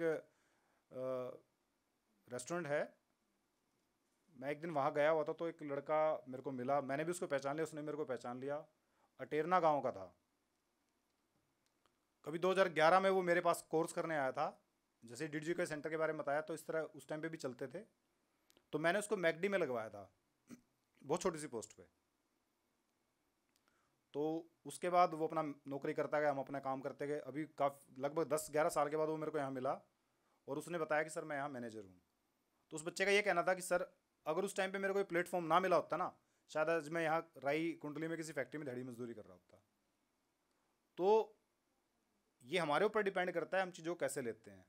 बहुत सारे बच्चे ऐसे थे जिन्होंने ऐसे सेंटरों से कोर्स किए हैं और आज बहुत अच्छी पोस्टों पे हैं। तो सभी से रिक्वेस्ट ये है कि जो मैंने 3 स्कीमें बताई हैं ये आपने तो सुनी है, ठीक है। आपसे बहुत ज़्यादा लोग जुड़े हुए हैं, स्पेशली आप सबसे बहुत ज़्यादा लोग पूरे गांव के गांव जुड़े हुए हैं। तो आप सबसे रिक्वेस्ट है मेरी कि जो गांव में इस तरह के बच्चे हैं, जो महिलाएं हैं, उनको इन स्कीम्स के बारे में बताइए। और मेरी तरफ से ये है कि अगर ज़रूरत मेरी पड़ती है कि गाँव में आके बताइए जी, तो हम गाँव में आके बताने के लिए भी तैयार हैं, ठीक है जी। किसी ने कुछ पूछना हो तो पूछ सकते हैं। सोनीपत में गोहाना में है, एक गोहाना में है, एक कसंडी में है। मेरा ऑफिस है ADC ऑफिस में, कमरा नंबर 9। शायद मैं ट्रेनिंगों में भी आप में से कईयों से मिला हूँ, हाँ जी, तब भी मैंने स्कीमें बताई थी। पर दुख की बात यह कि आपकी तरफ से रिस्पांस इतना अच्छा मेरे को मिला नहीं है। हालांकि राई ब्लॉक वालों ने, आप राई से हैं ना सभी, आप सभी ने बड़ा अप्रिशिएट किया था जी कि ट्रेनिंग में सबसे ज़्यादा मज़ा आपकी बात सुन के आया है। उस टाइम पे आप लोगों ने बोला था, पर आपकी तरफ से कहीं से ये फ़ोन आया जी मेरे गाँव में ग्रुप बनवा दो। देखिए एक थोड़ी सी मैं अपना टॉपिक पढ़ रहा था, उसमें एक है ना जी, एक सेकंड, जो गांव में सेल्फ हेल्प ग्रुप बने हुए हैं वे कृपया पंचायत को ये बता दे गांव में इतने ग्रुप हैं, तक पंचायत ने अगर उनसे कोई मदद लेनी है, उनको मदद करनी है, तो इस बात का हमें कोई नहीं पता। ठीक है जी, उन ग्रुपों वालों को ये बोल दियो। ये मैसेज मैं करवा देता हूँ कि आपको अगले 10 दिन के पूरे अंदर ब्लॉक लेवल पे, बिल्कुल अगले 10 दिन के अंदर हमारी तरफ से मैसेज होगा, आपसे वो मिलेंगे कि प्रधान जी से मिल के आइए, तो आपसे ग्रुप मिलेंगे। गांव में कितने ग्रुप वैसे मदद क्या चाहिए मैं बता देता हूँ। एक जिन गांव में ग्राम संगठन बने हुए ना, सीएम साहब का लेटर भी आ गया है कि पंचायत उनको मीटिंग करने के लिए, जो ग्रुप की मीटिंग होती है ना वो तो होती है इनके घरों में, और जो बड़ा ग्रुप बनता है ग्राम संगठन उसकी मीटिंग इनको करनी होती है पंचायती जगह में। तो कोई चौपाल वगैरह आपकी तरफ से अगर उनको अलॉट हो जाए तो अच्छा रहेगा। डीसी साहब ने भी और वो सर जो बैठे थे उनको पता, उन्होंने कहा था बड़ी उन्होंने सादगी से एक बड़ी साधारण तरीके से एक बात कही, लेकिन वो बहुत गहरी बात थी। उन्होंने कहा था कि सरपंच को और ग्रामीण लोगों को ज़्यादा पता है कि उस गांव की मूल समस्या क्या है। मैं बाजितपुर सबोली से आता हूँ, सरपंच हूँ, मुझे ज़्यादा पता है कि मेरे गांव में ई लाइब्रेरी की ज़रूरत कहाँ है। गवर्नमेंट की पॉलिसी है, गवर्नमेंट ने ई लाइब्रेरी दी है, ई लाइब्रेरी खुल गई है गांव के बीचों बीच चौपाल में, जहां उसकी कोई ज़रूरत नहीं है, यूजलेस है, उसका कोई मीनिंग नहीं है। अगर वो ई लाइब्रेरी स्कूल में हो तो स्कूल में टीचर भी है, कंप्यूटर पढ़ाने वाले भी हैं, नेट भी हैं, बच्चे भी हैं, सीखने वाले भी, सिखाने वाले, इंफ्रास्ट्रक्चर भी है, हर चीज़ है, तो उस चीज़ का यूज होगा। गांव के बीचों बीच चौपाल है, चौपाल में ई लाइब्रेरी पे सरकार खर्च कर रही है, उसका कोई फ़ायदा नहीं। ऐसी बहुत सारी पॉलिसीज़ हैं। जिम है, जिम बच्चों के लिए एक्सरसाइज करने की जगह है, जिम में अननेसेसरीज चीज़ें ज़्यादा दे दी, जिनकी रिक्वायरमेंट्स हैं वो चीज़ें रोक दी गई। ऐसी और बहुत सारी चीज़ें हैं। अब जैसे अभी इन दिनों डेंगू चला हुआ है, तो मेरे सरपंच साथी बैठे हैं, कोई भी बताए कि भाई सरकार की तरफ से कोई ऐड आई हो, कोई पॉलिसी आई हो कि भाई आप ये स्प्रे करा लें, इससे जो है मच्छर, सरकार की तरफ से आई। हमारे राई ब्लॉक में क्या कोई ऐसी स्कीम है? तो इस तरीके से जो है ना पॉलिसीज, जब कोई इस तरह से कोई स्कीम आती है तो समय पे उस चीज़ को लागू करना ज़रूरी है। बाद में उस चीज़ को लागू करना ना के बराबर है, यूजलेस है, उन चीज़ों का कोई फ़ायदा नहीं। ऐसी अनेकों बातें हैं। मेन चीज़ रोटी, कपड़ा और मकान, स्वास्थ्य, शिक्षा, और आज सबसे बड़ी ज़रूरत है सुरक्षा। हमारे बहन बेटियों का स्कूल आना जाना दूभर हो गया, इतना बुरा हाल गांव में है, क्या सुरक्षा है? आप फ़ोन करते रहो, कोई पूछने वाला नहीं। रोटी, कपड़ा और मकान जो है इतना महंगा हो गया है सब कुछ। सरकार को चाहिए कि जो बेरोज़गार लोग हैं, टेम्परेरी उन लोगों को कोई ना कोई रोज़गार, इतनी सारी फैक्ट्रीज़ हैं उनमें कहीं ना कहीं उनको जॉब दिलाए, बच्चों को उनकी एजुकेशन के हिसाब से कहीं ना कहीं उनको एडजस्ट करे। इतनी सारी फैक्ट्री हैं, हब है ये इंडस्ट्रियलिस्ट के लिए। उन सब बच्चों को कहीं ना कहीं उनकी अकॉर्डिंग टू देयर क्वालिफिकेशंस उनको कोई ना कोई अच्छी जॉब मिल सकती है। रोटी, कपड़ा और मकान, शिक्षा और स्वास्थ्य शिक्षा की बात है। मैं अपने ही गांव की बात करूंगा क्योंकि हम यहाँ अपने गांव को रिप्रेजेंट कर रहे हैं। मेरे गांव में इंफ्रास्ट्रक्चर मजबूत है स्कूल का, लेकिन स्कूल +2 तक नहीं है। सरकार कहती है कि भाई 5 किलोमीटर के एरिया में स्कूल +2 तक का होना चाहिए। सरकार +2 का एरिया, एरियल रूट से मेरा गांव से बरोटा 3 किलोमीटर है, लेकिन अगर हम देखें तो पहले नरेला जाओ, नरेला से फिर आप बरोटा आओ, तो ये 6 किलोमीटर हो गया। जबकि बरोटा से सबोली के बीच में कोई भी पब्लिक ट्रांसपोर्ट नहीं है, कोई ऑटो रिक्शा नहीं चलती, कोई वैन नहीं चलती, कोई टांगा नहीं चलता, कुछ नहीं चलता। तो कहाँ है वो पॉलिसी? शिक्षा से वंचित हो रही हैं लड़कियाँ। जनरली वहाँ पर वो बच्चे पढ़ते हैं जो दूर दराज से लोग, जो मध्य प्रदेश के, छत्तीसगढ़ के और उड़ीसा के जो लेबर है, वो उनके बच्चे पढ़ते हैं वहाँ पर। उनकी लड़कियों को वो लोग दूर दराज के स्कूलों में नहीं भेज सकते, तो उन लोगों को चाहिए कि वो उस स्कूल को अपग्रेड करें। ऐसे अनेकों स्कूल हैं, ऐसे ही हाँ, हमारे राई ब्लॉक में कोई ITI या कोई इस तरीके का कोई इस तरह की कोई टेक्निकल कॉलेजेस कोई भी मेरे हिसाब से सरकार की नहीं है। सुरक्षा की बात करें तो हम देखते हैं हमारे जठेड़ी पुलिस चौकी में भी आप देखो, कई बार जाओ तो एक आधा आपको एम्प्लॉइज़ मिलेगा, अदरवाइज़ नहीं मिलते। तो हर एक बिंदु पे काम करने की ज़रूरत है। जो मैंने बताया, रोटी कपड़ा और मकान, शिक्षा, स्वास्थ्य और सुरक्षा, हर चीज़ पे काम करने की ज़रूरत है। बेसिकली जिंदल यूनिवर्सिटी ने आज इतना बड़ा मंच तैयार किया, इतने बड़े बड़े DC साहब से हम सब सरपंचों की मीटिंग हुई और सारी आप लोगों ने करीब से देखा, जाना, समझा, तो उसके लिए मैं आप सबका शुक्रगुजार हूँ। और मैं चाहूँगा कि आप जिंदल यूनिवर्सिटी, जिंदल साहब से भी कोई ना कोई ऐसा कुछ करे कि भाई किसी एक गांव को आप गोद ले लें, कोई एक गांव, कोई भी एक गांव जो आपको अच्छा लगे। मैं ये नहीं कहता मेरा गांव, नसीरपुर, भुआपुर, गड्ढी, बिंद्रोली, छतेरा, आपका जो भी एक गांव, उस गांव में आप परिवर्तन करें, हम आपका सहयोग करेंगे उस गांव में, और उसका रिजल्ट देख के फिर आगे का कार्यक्रम तय कर लेंगे। आपने कहा था सर कि आप लोगों से मैं देखूंगा कि भाई कैसे क्या क्या गांव में प्रॉब्लम्स हैं, और उनकी एक लिस्ट बनाकर हम DC साहब को भेजेंगे। तो DC साहब को मैं चाहूँगा कि आप सारी ये प्रॉब्लम्स, और भी मेरे साथी बैठे हैं, इंडिविजुअल मिलके आपकी नॉलेज में सारा आपके संज्ञान में लाएंगे। मैं चाहूँगा कि आप सब DC साहब तक ये बात पहुँचाएँ और उन पे काम करने का काम करें। बहुत बहुत धन्यवाद, आपने मुझे बुलाया, बहुत बहुत धन्यवाद।